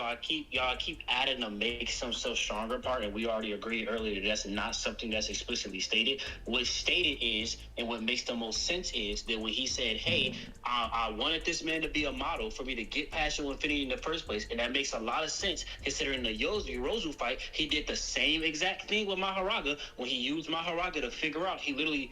Like it literally says he's literally taking the burden of Mahoraga to use only 10 shadows so that Mahoraga can break right through her technique. He was testing that out on her so that he can test it out on Gojo to see what it can do. He already knows what she can do. He knows what she's capable of. You get what I'm saying? So it makes sense that he would want to test that out on somebody and not test it out on Gojo. Because the odds are, if he would have tried to test that out on Gojo, not knowing if it would have worked, there's a chance he would have lost. And we know Sukuta's just not gonna lose on purpose. Okay, hold on 1 second, guys. After he knew, he said it was impossible. Okay. Hold on 1 second. Restless Gambler dropped a good argument here. Even when he had it. Restless Gambler dropped a good argument. I've been quiet, yeah. Oh wait, who is that? What was that? Yeah, it's me. Oh yeah, go ahead. What? Okay, so just I first was asked 2 clarifying questions. For the Meguna, are we including the 10 shadows and his free healing with his true form for the Meguna vs Gojo? You said with Meguna, are we including? Sorry, what was your question? Are we including? Are we including his reincarnation? His incarnation. And the 10 shadows. Oh no, we weren't even talking about that right now. We were talking about like why did Meguna adapt to infinity? Was he doing it because like out of fun, or was he doing it like to get stronger, or was he doing it specifically to kill Gojo? Actually, Restless Gambler dropped this good argument, and it's actually really good because Meguna says this. Like there's this moment where he thinks he's about to kill Gojo. He says, "I'll dice you up and adapt to infinity as well." So this is like when he thinks he's going to beat Gojo. And he's like, yeah, and I'll just, finish up adapting to infinity anyway after you're diced up. So oh, so yeah, then you could use that as an argument to say like he does want to just get stronger. Like even if Gojo's dead, he would still just want it for some reason. Or maybe you could say like he doesn't think he'll die being diced up here, and I mean, you could just assume that he's lower. You could assume while adapting, but like I don't take it as he's gonna cut him up and then adapt after he's dead. I think he's gonna like cut him up in a way where he adapts while he cuts him. I want to see like the TCB of this too, because you could just lower the output of Malevolent. You could just lower the output of Malevolent Shrine and keep him alive until he fully adapts.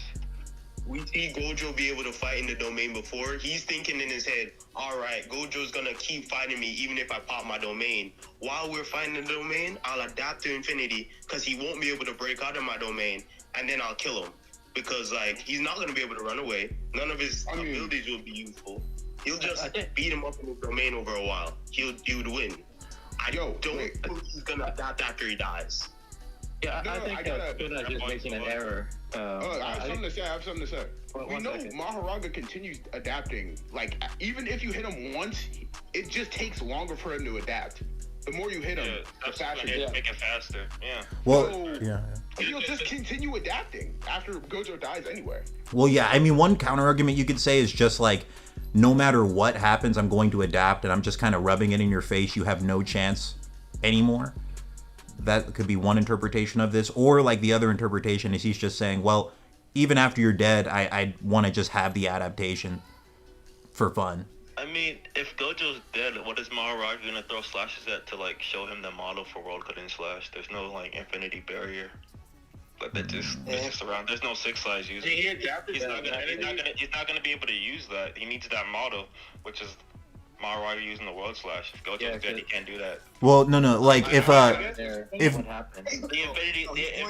barrier of infinity needs to be up for him to get that model. Like Gojo has to be alive for him to get that technique. I want to look at TCB because maybe this is a mistranslation because like Sukuna's not the one who would adapt. Mahoraga would. Yeah, Mahoraga still has to like adapt to the stimulus of infinity. Also adapts. That's what I was saying earlier. Like Gojo says to Sukuna that like he thinks that Sukuna can choose who adapts and just hasn't chosen anyone to adapt but Mahoraga. No, and he thinks he only chose for them to shoulder the burden. When Gojo thinks he can open up one more domain, he says you didn't adapt to it. You just took on the process. If I use Infinite Void on you again, it's GG's. That's what he believes, bro. He can't take on. He can't use those. Gojo literally says he's betting. He's making a guess. He's like, I bet you only had him shoulder the process of the adaptation and not the results, implying that Gojo believes Sukuna can choose to have him do both and is only choosing to have him do the one. Yeah, because Gege wants Gojo to be an unreliable narrator only in this moment and then never again. If Sukuna could just punch through infinity and like take on the process, he's just not gonna do that. If he can just do it without amplification, sure, man. Well, when Gojo had that nosebleed, could he still use infinity at the time? No. Actually, I think so. You mean Infinite Void or Neutral Limitless? You talking about Neutral Limitless? Neutral Limitless. Yeah, he can always use that. He can always use that. Okay, so if you have even if he did that and Mahoraga charged at Gojo, and had the infinity up, wouldn't Mahoraga just adapt to that to become like the first adaptation that he did in 233? If your curse technique is burnt out, how is he supposed to use and how is he supposed to use infinity when his curse technique is burnt out? I think it was just RC. Oh, actually, I don't know. I forget. Lilo, so you're trying to say something? Oh no, you're good. Okay. What happened was when he tried to create the domain expansion and it immediately dropped, he literally went on curse technique burnout. So he couldn't have used the limitless at all. He would have gone cooked. I agree. Yeah, I was gonna clarify. Yeah. It is mentioned that the first time Sukuna didn't have the model he needed. That's what I mean. It took multiple roles. He needed to wait. The first adaptation wasn't what he wanted. Yeah. Suitable. He couldn't do that. If he killed Gojo, Yeah, but Maharaga just yeah, he put him to the shadow and slashed him. He just slashed his shoulder. Sukuna couldn't do that. He cut his arm off. I'm looking at it right now. No, that was when he used the roll slash. I'm talking about when Gojo drops into the shadow and he gets cut by Maharaga the first time. Yeah, the first adaptation was there when he touches Gojo, it shuts off Infinity. That was the first adaptation. But he needed to make it go farther. Yeah. I get what you're saying. Plus, I don't really think Meguna and Gojo are like relative in stats, seeing as like Meguna could perception blitz Gojo in the second domain, and the fact that like Gojo using blue, he couldn't perception blitz Jogo, but 15 figure Ujikuna could. What do you? Nah, they're definitely relative because like they're. He's boxing Maharaga and Agito simultaneously though. They're- Like and then like so like here's the issue. Like, the issue with these statements of them not having equal stats is like y'all have to use fighting terms when it comes to this type of shit. He's literally getting jumped like and then defending. Like it ain't like it is like it's not like he's getting blown out either. Like he proceeds to like actually block attacks, get hit one time, one shot Agito, and then box like Megumi, Maguna, and he's boxing Maharaga at the same time. But this is a full power healthy Maharaga. Like it's just like, and then he says Agito's not able to keep up like these two. That's on the same level. By that point, Sukuna already took worse brain damage than. No, like why does it matter if Maharaga's at full health and he has Agito on his side that can just heal him? Hold up a second, you guys. Hold up. So like the simple answer as to like why they clearly are relative is we see Gojo and Curse Technique Burnout hold his own with a domain amped Meguna. If they weren't relative, that would just literally be impossible. So. I mean, at the start of the fight, like he's clashing with a blue amp Gojo, and then when they get in the burnout, Sukuna's still relative with him, and then he gets blitzed by Gojo. I think Sukuna's holding back in the fight. Yes, he did. When he grabbed on him with blue, when he grabbed on the blue, that's not what that is. No, that's definitely not what that is. That's cat. Hold on, I'm gonna put it in the chat. Give me 2 seconds. But anyway, something else I wanted to pull up. Let's This is like blue. I'm not disrespecting what you're saying, but I'm saying like what you're saying is just not true. This is not cope. It's just a lie. Where did this happen? It doesn't. Everyone look at I got the scan. He doesn't blitz him. But this is what he's trying to say is a perception blitz. Nah, bro. Nah, they're too relative to have a perception blitz. That would have to like somebody's like above the other person. Like. Yeah, no, that's not what happens in the fight. Anyways, one thing I wanted to talk about, like we could move on to this next topic. We see Gojo when he does the 0.2 second domain. It's stated that he kills all the transfigured humans in 300 seconds. And all the disaster curses are like frozen during that time. So like Jogo's frozen during that time. But Sukuna, he's able to move instantly after being hit by 10 seconds of domain. What are your guys' thoughts on that? Do you like be honest, do you think that's plot low key or no? Sukuna's already adapted somewhat. Plot armor. No, Sukuna's adapted somewhat. Like Gojo thinks Sukuna can adapt. That's what I was saying. So Gojo goes over it a bit. Because Sukuna adapted enough to where he could, like, somewhat move and still summon Maharaga. Because, like, Gojo thinks, like, Sukuna can choose who gets the, like, adaptation benefits and who does the burden. And he's only choosing to give the burden Maharaga. But no, it says, like, Sukuna was hit with... It says Sukuna was hit with... But doesn't it straight up say Sukuna was hit with Unlimited Void for, like, just under 10 seconds? Yeah, he was. No, it says that he got hit less than 10 seconds ago. That's what that's. I thought it was ago. Someone find it? I don't know. What's your chapter? Let me find the scan. I know that version's in like TCB. I don't know what that's even supposed to mean. Like, it's like a meaningless statement. Bro, I hate looking for them. Yeah, and I got on panel here. You can see like Mahito's still frozen. Even after like 300 seconds have passed, Mahito's still like kind of frozen, and he just like snaps out of it when Gojo gets sealed. But It does kind of come across like they just nerfed Unlimited Void so that Sukuna would stand the chance. Sukuna's somewhat adapted to it. I think what happened was that he kind of transferred the part of the burden, part of that 0.01 seconds of unlimited void. He transferred like halfway during the effects. He transferred some of that burden to a Maharaga. It hit him. It hit him, but I don't think he could do that. Yes, he was under it for the 10 seconds or less. So, 10 seconds. Yeah, but then he continued.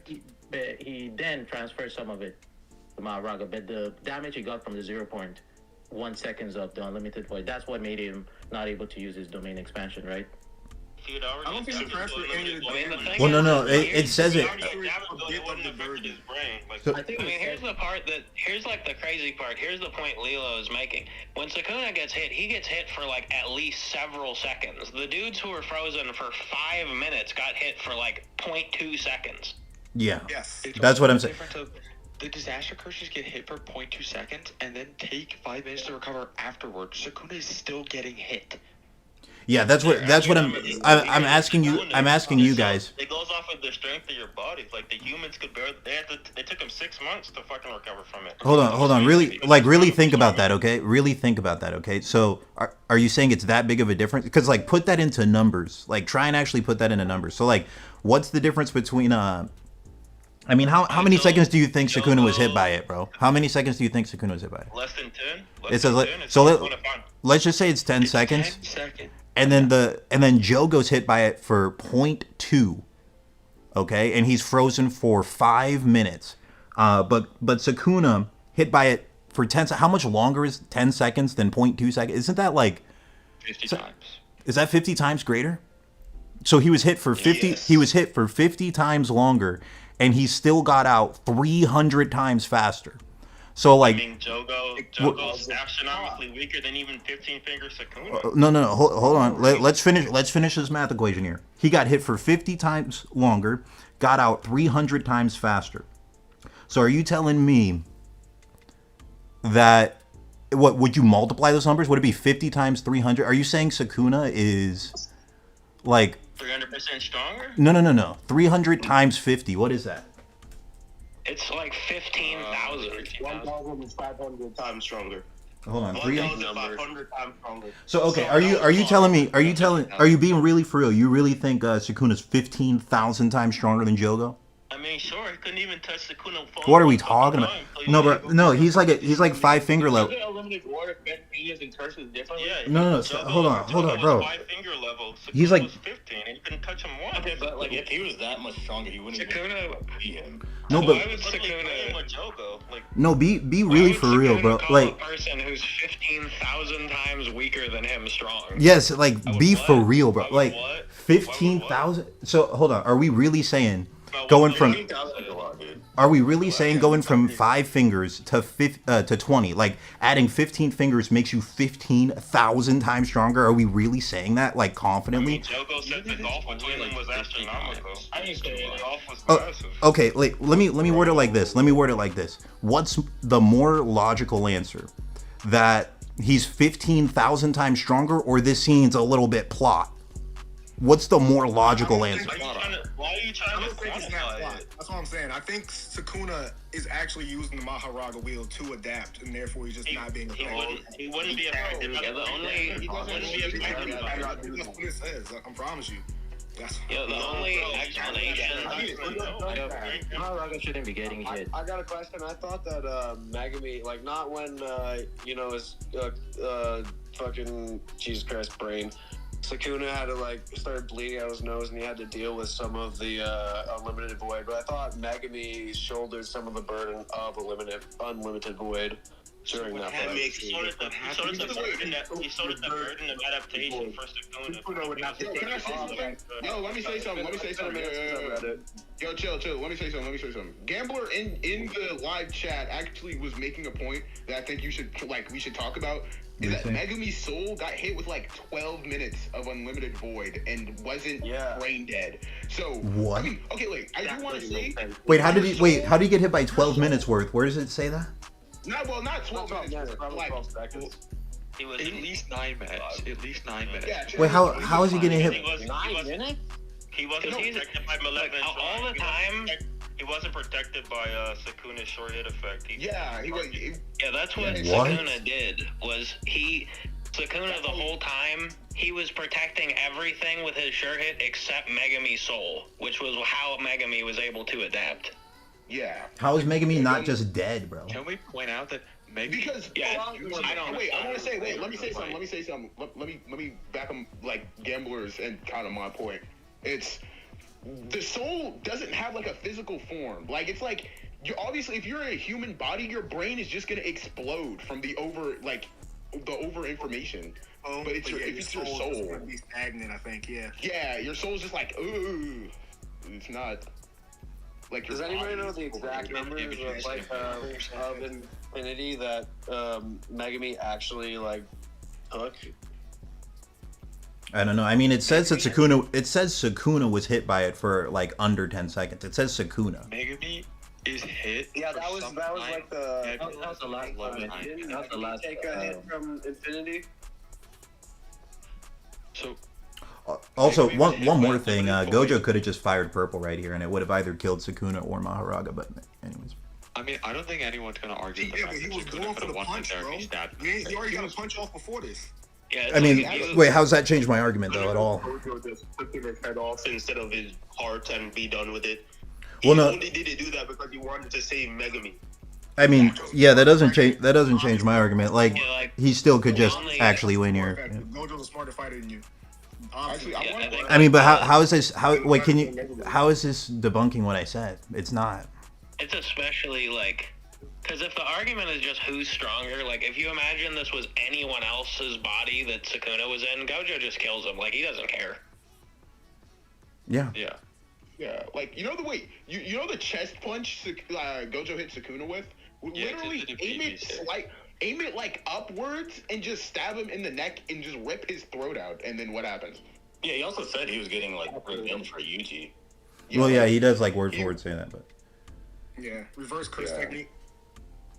But yeah, what are your guys' thoughts on? You were saying something about the unlimited void because I do think like it's kind of crazy that Sukuna got hit by it and then like a second later he's not only summoning Maharaga, he's like giving a full-fledged lecture on like how cursed energy and cursed techniques work. Like knowledge. So, like Gojo says that like when he explains where he had like Megumi shoulder the burden of it to like do the adaptation, Gojo says like he bets that he only had them like do the burden and didn't give them the adaptation.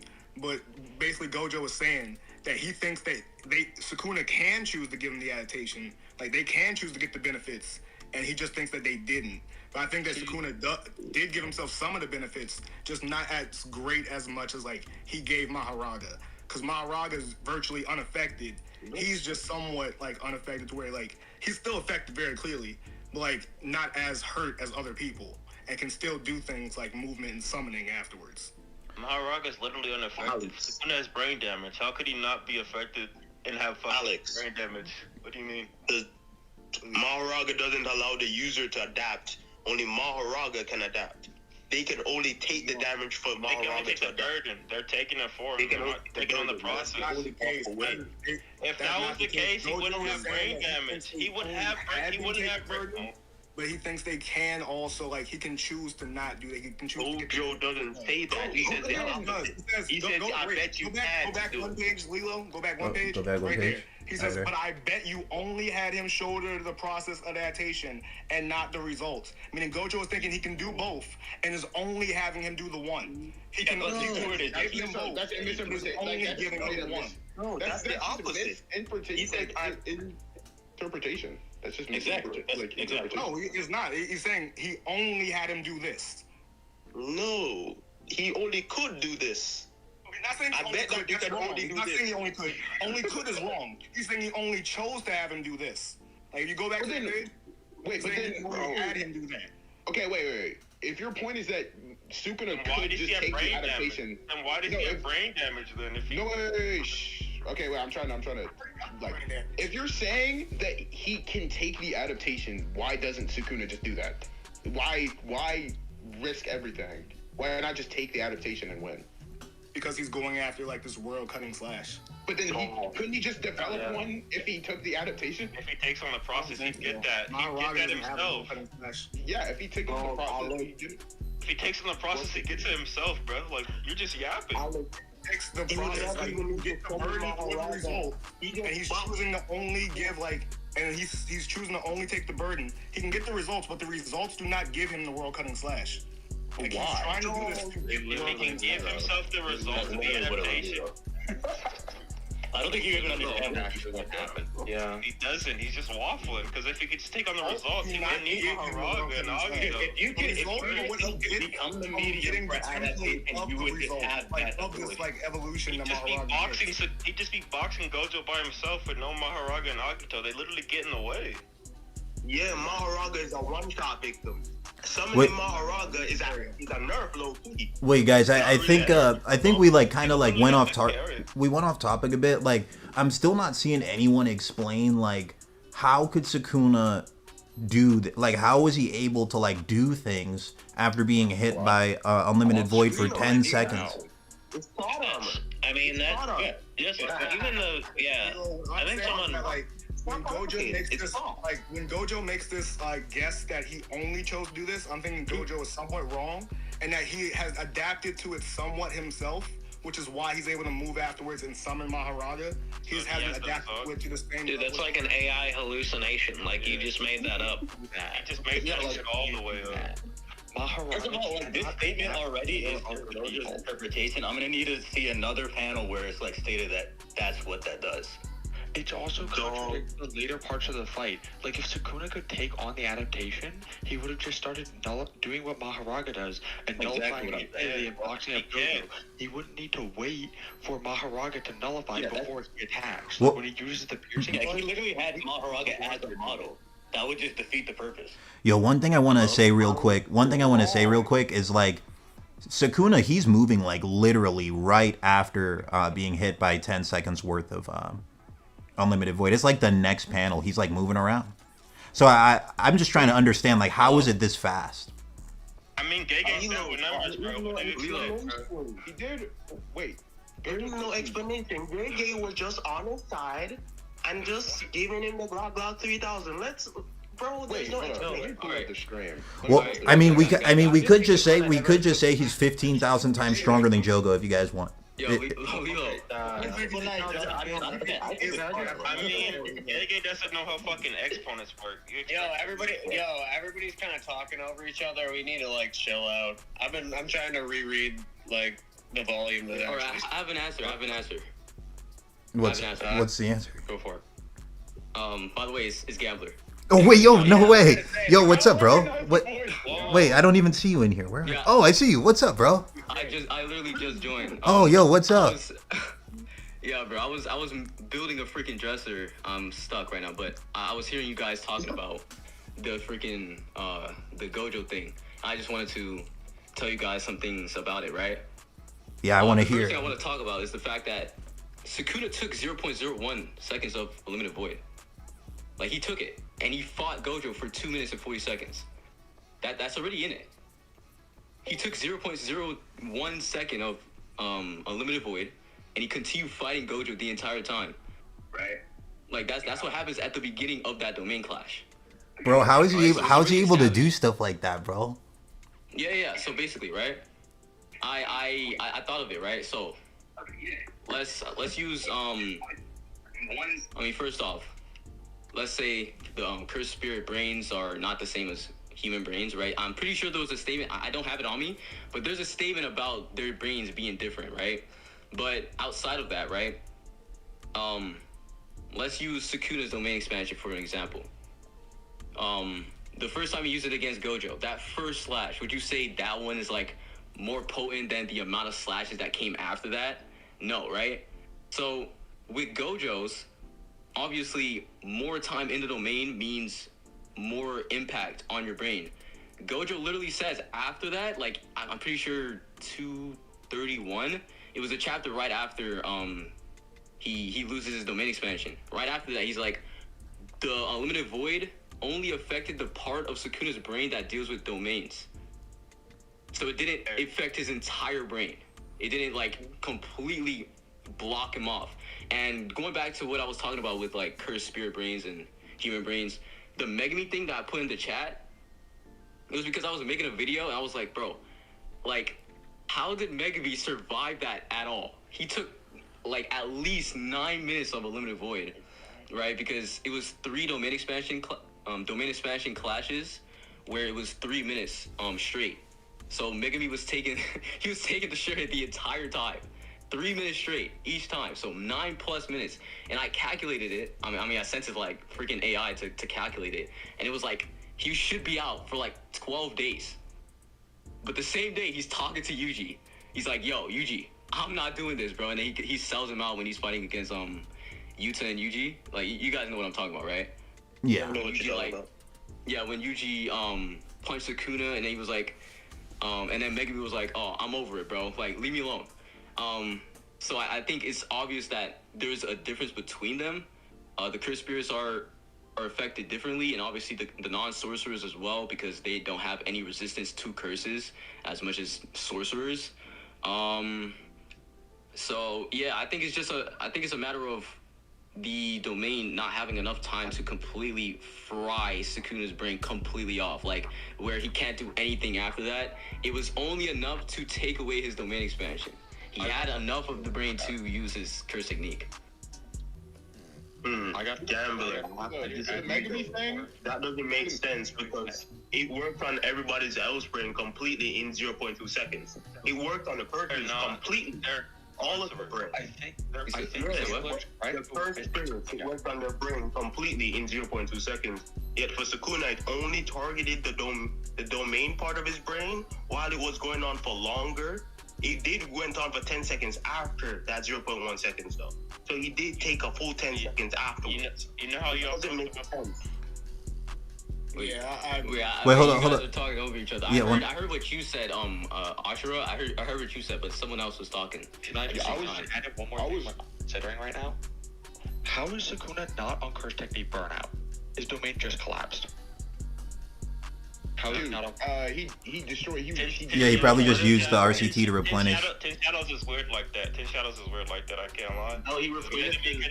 Megumi could use a Shinigami. Oh, actually, wait. I see what you're saying. You're saying like, how did he even summon Maharaga if his domain just broke? Is that what you mean? 10 Shadows is weird. 10 Shadows is weird because when Megumi fought Reggie, he was on burnout and he still had Divine Dog. He still used Divine Dog. Megumi doesn't burn him out. Megumi doesn't burn him out because it's incomplete. No.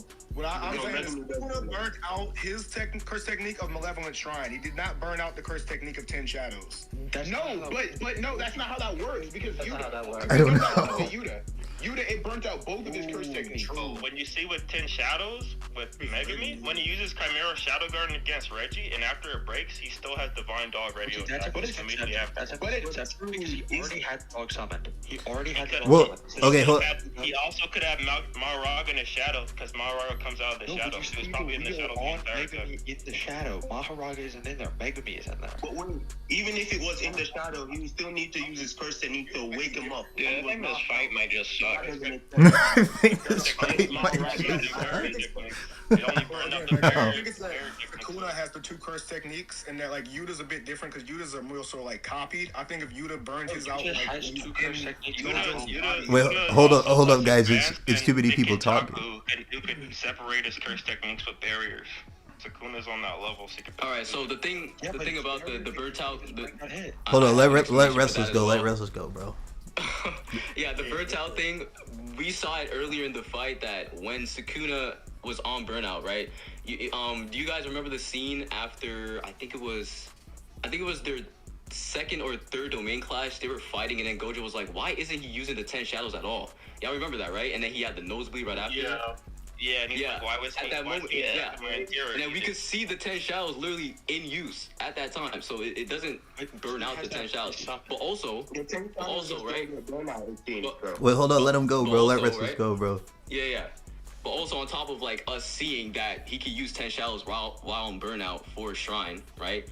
We also know that Sukuna had to use domain amplification in a way that it didn't completely cancel his adaptation with Maharaga. So if he was just burned out, like if Maharaga was just gone during his burnout, he wouldn't be able to adapt at all. I agree. Right? He wouldn't be able to adapt to a limited void. I got you. No, but what he said was, what Sukuna said he did was, whenever he wasn't using domain amplification was when he adapted. There's another statement. There's a statement. Huh? Can I put back on that real quick? Oh, let me just finish what I'm saying real quick. There was another statement when he was fighting Higuruma. He looked at Higuruma, who was using domain amplification. He was like, yo, like, how is he doing the exact same thing I was doing? Because Higuruma had the executioner blade, and if he used domain amplification the regular way, the blade would just disappear. But he was using it in a way where it would pause the blade so that he can just use domain amplification to lower the output of the slashes that were coming after him, right? So like, if he was just burnt out and Maharaga's gone because he's on burnout, there would be no adaptation to a limited void. But because Maharaga was working the entire time without being burned out, and it was Shrine that was burned out, that's why we had the adaptation to a limited void at the end. Perfect. Yeah, so you was about to say something. Okay. Then how did he do it? That's the problem. How? Okay, so I push back now. By the way, I'm also gonna put it in the chat. I put in the debate chat the panel that Gambler was referencing. I'm gonna push back on that in two different ways. Number one, we know that you can still use shadow, like parts of the 10 shadows that are pre-summoned, even when you're on Curse Technique Burnout. Megumi does it when he fights the Finger Bearer, and he does it again when he fights Reggie. So if Sukuna has the wheel pre-summoned, the wheel isn't going to get desummoned even when he goes on burnout, because you don't need to like use 10 shadows to keep a shadow that you've already summoned active, right? That's why Maharaga and Agito don't disappear when he uses domain amplification. But that's a different That's actually thing. kind of interesting. The wheel is separate from Maharaga. They're two different things. Sukuna can use the wheel without using Maharaga. So we see Megumi in the shadow, but we don't see Maharaga in the shadow. And I would push back on the fact that you talk about, I forget if it was you or somebody else talked about the way that Kenjaku separates his techniques using barriers in his brain. That was me. Yeah, so he wouldn't be able to do that because the part of his brain that deals with barriers was the part that was afflicted by Unlimited Void. So I don't think he would be able to do that. Dude, one thing I just want to say real quick is this fight has like so many different like elements and cool things. This is blowing my mind. Like, this is crazy. Yeah, I haven't actually thought about this part of the fight before. It feels like I'm in a college all over again. But you could say that, but Sukuna used Hollow Wicker Basket, which is a barrier technique against Yuta, so... That doesn't make sense. It doesn't use barrier technique. Not barrier technique. Wait, one question I have though is like, You said you can't use barriers, like, it's not a domain, you're still using barrier techniques. Wait, hold on 1 second. Like, one thing I want to know though is when Gojo was using Unlimited Void and only hitting the part of Sukuna's brain that like is in charge of barrier techniques, was he targeting that, or like was that luck, or like, how did that? No, that was luck. He never said that as it happens. Isn't there a part of the brain that like stores like the curse techniques and like you can't or whatever? Prefrontal cortex. Yeah. The brain box. Yeah. Well, if he just targeted that part instead, he would have just won, but just luck. So do you guys think like the fact that Sukuna was able to move like instantly after being hit by so much more Unlimited Void than the Disaster Curses, do you think that's directly a result of Sukuna being like that much stronger, or is there like another answer to it? Because he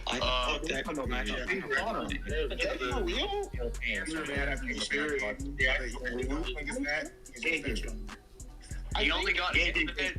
He only got hit with it by 0.01 seconds. I just read through the volume, and then he made Megumi shoulder the burden of it. So, well, no, he gets hit by 10 clean. He gets hit by like 10 in total. I think. Less than 10. Yeah, less than 10. Yeah, in total, yeah. I think it was that he I just read the volume. It was 0.01 seconds, and he made Megumi's soul shoulder the end of it. I'm not trying to like 0.01 well, seconds. I think that's like like Restless was talking about that. Like that's how their like domain starts, their domain fight starts. Like, Gojo's is like 0.01 seconds faster, and like that gives Gojo an advantage, and he like cooks Sukuna in that one, and then Sukuna is hit by Unlimited Void full after he like takes a punch to the chest. Then he's hit by it full, and then it says like the next chapter afterwards he was hit by like Unlimited Void for less than 10 seconds, but he still just moves. Yeah. Okay, I guess I gotta read past that because I was just looking for numbers and Unlimited Void. I'm like, look for when he's bleeding. Look for when he's bleeding out of his eyes. The answer to your question would just be that Sukuna gets hit in the barrier part of his brain, and that because it works differently, it either hit the entirety of the cursed spirit's brain, or it just hit the part of their brain that was focused on them being able to move. But then the human got the full effect. He was humans got to be able to do that. Gojo didn't target that part of the brain. But yeah, I mean, my question is like, why doesn't it do that to the disaster curses too? Humans are like they're like immensely weaker than the cursed spirit. But no, okay, look, wait. Maybe we're overthinking this, and maybe if you just have more cursed energy, you're able to tank it better. That's what I was saying. That's what I was saying. I was saying maybe he has 15,000 times more, but no, but Wrestler's was making cool points. I want what? Yeah. What about that? Like a 3-year debate. Yeah, again, Megumi is. I think it's just you either take it as like he is the 15,000 times stronger, or you go with like my argument of like when like dude, Megumi, he's only having to do that one. Gojo's like somewhat correct in that they have a choice on what he can do. Like, and he like, but Gojo. All right, let me just say one thing before I go back to work. Yeah. What's up? Let me just say one. Okay. All right. Yeah. So, yeah, I was just hearing what you guys were saying about the Unlimited Void thing again. All right. So the 15,000 thing, I think it was about what was it? It was about like Jogo. Yeah. What was it about? It was because Jogo got hit. Yeah, it's 1 second. All right. Yeah, it's because Jogo got hit by it for like if you add the time difference of how long they were hit by it and how long Jogo was frozen, it's like 15,000 times difference. Yeah. All right. So it's like, okay, if we're using like that kind of like logic, it's weird because again, I said cursed spirit brains and human beings are different, and then there's like resistance to it because obviously the non-sorcerers don't have cursed energy, they don't have a resistance to curses like Sukuna does. But also like on the other side, you could be like, okay, why didn't Sukuna like he got hit with 0.01 seconds, right? He was supposed to be stopped for 15 seconds. But clearly he wasn't. So the precedent was set there that the effect wasn't going to be the same exact thing as the special grade cursed spirits during Shibuya, right? It was already set before even he took the 10 seconds of Unlimited Void. It was already set that 0.01 seconds of Unlimited Void, which is supposed to be 15 seconds if calculated with like math, right? It's supposed to be 15 seconds of Sukuna just standing still looking at Gojo. It doesn't happen. He fights Gojo for 2 minutes and 40 seconds straight. So it's already set to us that it's not going to be the exact same thing. Obviously because again, brains, different resistances to curses, and then Gege doubles down after setting the precedent, and he gives us like the 10-second thing, and then he tells us again the next chapter that it only hit the part of the brain that deals with domains. All right, so that's just something I wanted to drop in here. Y'all can continue talking about it. Where did it say that, though? No, those dude. Thanks for stopping in, bro. Wait, say what? Hold on, can you hear me still? Yeah. Okay. Yeah, stop, guys. Don't jump Gambler, bro. Relax. Can you go to like this the panel I keep talking about, this Gojo panel? Well, I wasn't looking at this shit. Yeah, hold up. You guys, chill out. Like one at a time, please. I just want to say one thing. They're good. Gojo said Sukuna was focused on barriers. That's the only reason he could still use them. So it hit Sukuna's whole brain. But Sukuna was basically lucky that he could still use barrier tech. Something like that. It wasn't that Gojo was targeting the area of his. Oh no, I didn't say he targeted. I'm saying that it hit that. if we use Gambler's math, I think it makes a lot more sense then, because that also means that if Sukuna was hit for 10 seconds of Unlimited Void, you would expect him to be frozen for about 20, and he was only actually frozen for a little less than 10. And it could just be that, like Curse Speech or Blood Manipulation, that those curse techniques just have more of an effect on Curse Spirits than they do on people. Okay. That's actually a possible. I think. Okay, out of everything I've heard, I like that a lot. Like in the panel that he got hit for less than 10 seconds. I don't know who posted it in the chat, but like if you look in the chat, less than 10 seconds. Well, no. Like that point, I think No Risk just said you can make an argument that like Unlimited Void affects cursed spirits differently than people. That's like, I mean, that's an interesting one, honestly. You could make an argument like that.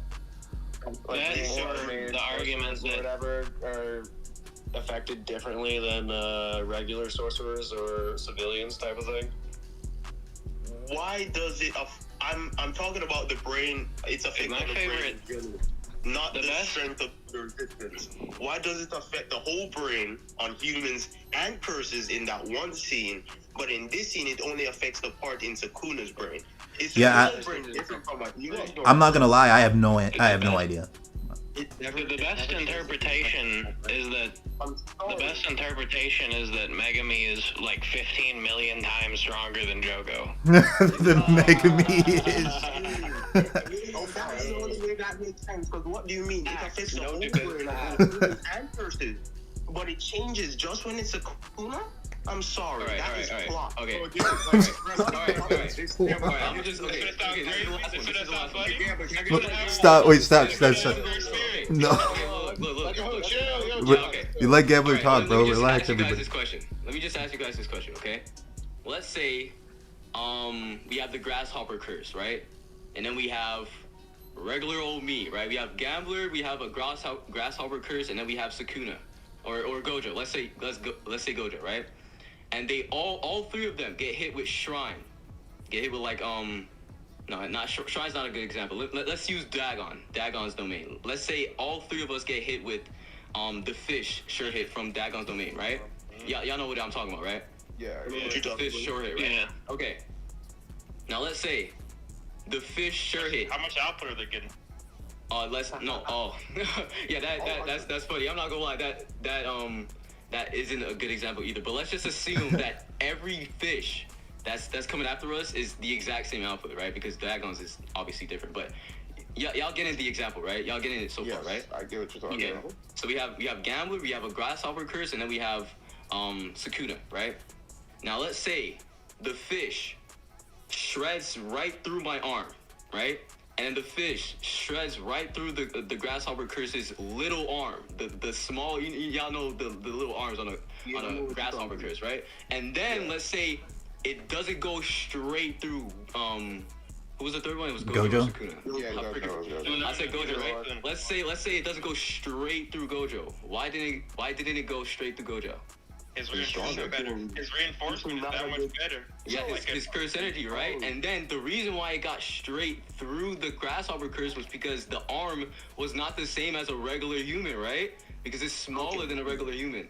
So the point is, right? The point is, Sukuna has more resistance than a non-sorcerer, and Sukuna has different brain components, whatever. The way his brain works is different from cursed spirits, so that's why there's a difference between them, right? It could work more on those people because obviously we don't know exactly. Like we can't go into Jogo's brain and be like, okay, this thing is different from this one, right? We can't just say that, but we know that it's different, right?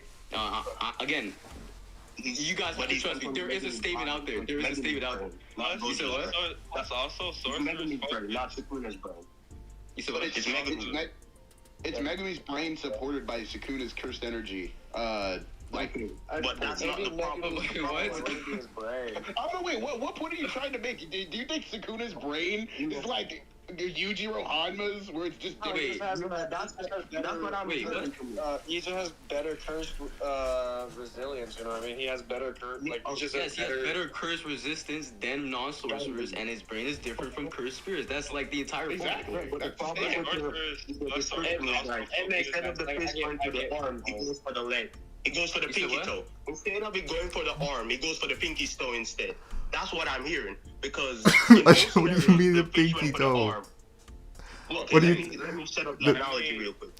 In this scenario, Sure. let me explain first. In this scenario, the fish went for all the arms, right? It only went for the arm. It took off the arm. But in this scenario, Gojo's domain affected the whole brain on both curses and humans. But in Sukuna's case, it only affected one specific part of his brain. This is, in your analogy, it would be like the fishes eating up your entire body, but when it comes to Sukuna, it only took off his pinky toes. No, stop. The analogy, Why with the pinky toes, man? The arm is supposed to be synonymous to the brain. That's basically what I'm saying. So it didn't go straight through Sukuna's, right? Look, it targeted the finger. Huh? It targeted a part of the arm, not the entire thing. So that's the part I'm having. Wait, sure. I said this earlier, guys. I said this earlier, did I not? I said like the first slash from Sukuna's domain. Wouldn't it be less potent than the rest of the slashes that come after that? I said that, right? Do y'all remember me saying that? I did say that. So like obviously, so obviously the fish doesn't just stop. Like the fishes don't stop just because it's one fish that went after Sukuna's arm. Obviously there was gonna be way more fishes that come after that, but there wasn't enough time for that because it was under 10 seconds. That's the point. Like under 10 seconds. What you saying? Okay, so I kind of get it. Yeah, It's a drastic thing. Like obviously, if he was there for like an hour, right, it would have been done. Right? Not an hour. Obviously, this is an exaggeration, but like if he was there for longer, it would have been done. But it wasn't enough. They would defend against it better, and with that small amount of time, that wouldn't affect him as bad as like other people would. Well, I have one point that I think that helps too. You could make the argument that like maybe incarnated sorcerers are just simply affected by unlimited void a little differently. Because like out of everyone involved, like I think that's the most unique characteristic that Sukuna has, is that he is an incarnated sorcerer, but like the disaster curses aren't, and like everyone else was a normal human, right? So like maybe that's why it hit just the part that controls barriers. He's not incarnated though, right? He's just like a cursed womb. Is it? No, cursed wombs are incarnated. Technically, they're the same thing. Are they what? Wait, because I thought like with incarnated sorcerers, it's like you eat a cursed object and you take over a body, but cursed wombs are just like created, right? No, cursed wombs are reincarnated sorcerers. I'm almost No, okay, wait. Let me. No, cursed wombs are they're infant cursed spirits. They're just infant cursed spirits. Look, cursed wombs. Is it not the same process? Because you're thinking of the cursed womb death paintings. Alright, I'm y'all can continue, okay? I meant to say like Choso. Choso's who I'm talking about. Y'all can continue, okay? Oh yeah, bro. Thanks for tuning in, Restless, bro. Yeah, bro. Yeah, see you, bro. Yo, y'all not letting me explain. Like, I think I get it. Sorry, what were you saying? I'm trying to explain. And I'm gonna end the stream in like 15 minutes too, so let's be like wrapping up. Oh man. All right. So let me explain. Look. Basically, I know what you're trying to say. The process is the same. Cursed, like incarnate sorcerers get turned into cursed objects that get like ingested or get absorbed, like fused. Yeah, the same way Choso did. Yeah, the same way Choso and the death paintings happened, where they ate their. They're just famous incarnated sorcerers. They ate the cursed objects. They ate the cursed. They're special grade cursed objects. I didn't know that. Like the fish, is a statement saying they're the same. They're all cursed objects. They're all cursed objects at the end of the day. Like Sukuna, Oro, Ryu. Yeah, sorry, I didn't know you were gone. I thought you were home. Hey, what did I say? EOS, JJK, UG, top one. That's all I'm gonna say.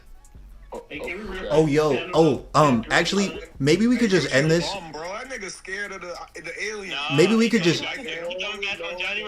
Yo, hold up, guys, hold up. I want to say something real quick. I want to say something real quick about Majula. Yeah, we can actually change this whole debate because like people in my Discord were getting mad at me for saying this. I was saying that Deborah is literally just a chill space Sukuna. That's all he is, bro. and people were getting real mad at me. They're like, bro, how dare you insult the boy like that? I'm like, bro, that's the best description for him. He's chill space Sukuna. But do you guys agree? Not even chill. Caroline, the boy about to be a univictim. He not a Yuda-victim, bro. What you mean? He about Dude, I think, like, yo, keep that same energy with Yuji, no different Mahoraga, bro. Keep that same energy with Mahoraga. Bro, I really do think he's chill space Sukuna though. Does anyone else like? Dude, I think he might. I feel like he might be the reincarnation of Sukuna, because like they teased at the end of JJK that he would reincarnate probably, so he could literally be Sukuna's reincarnation. Yeah. I thought the opposite. I thought he was like, somebody defeated me, like I'm just gonna like, you know, do my own thing and go into the afterlife type shit. I didn't think it's not like Mahito where he's like, yo, I'm coming back to like actually wait, the afterlife is reincarnation. Sukuna headed north and he said if he got another chance he'd try a different way. So yeah. So you could, so does that mean he's coming back? He could. We don't know. We don't know. He said if he got a second chance, bro. That's if. But probably. Okay. I don't know. And then I mean, maybe we don't know. If we're basing, because JJK's Afterlife seems to be based off of Buddhism. Don't like people have to spend a certain amount of time in like some hell thing for them to get reincarnated? They have to be in Naraka. Yeah. Like time is it doesn't. Decent. It doesn't work exactly the same. Like the disaster curses show up every 100 years or something. Yeah, they don't give an exact time. They just say curses. But then, wasn't Mahito hating on Sukuna for like being like, yo, I'm cool with being dead, and Mahito was like, yo, like, what the fuck you doing, dog? Like, you're a bitch. Like, I'm obviously paraphrasing because I don't remember the exact. I know what you mean, but don't curses go to the like when they die and wait to get reincarnated? It's different from humans because they wait in the cursed realm, right? Yeah, they stay in the low. But yo, guys, I'm actually gonna close out the. I'm gonna actually close out the debate here, but you guys can keep going though. But yeah, everyone on the stream, thanks for tuning in. I appreciate it.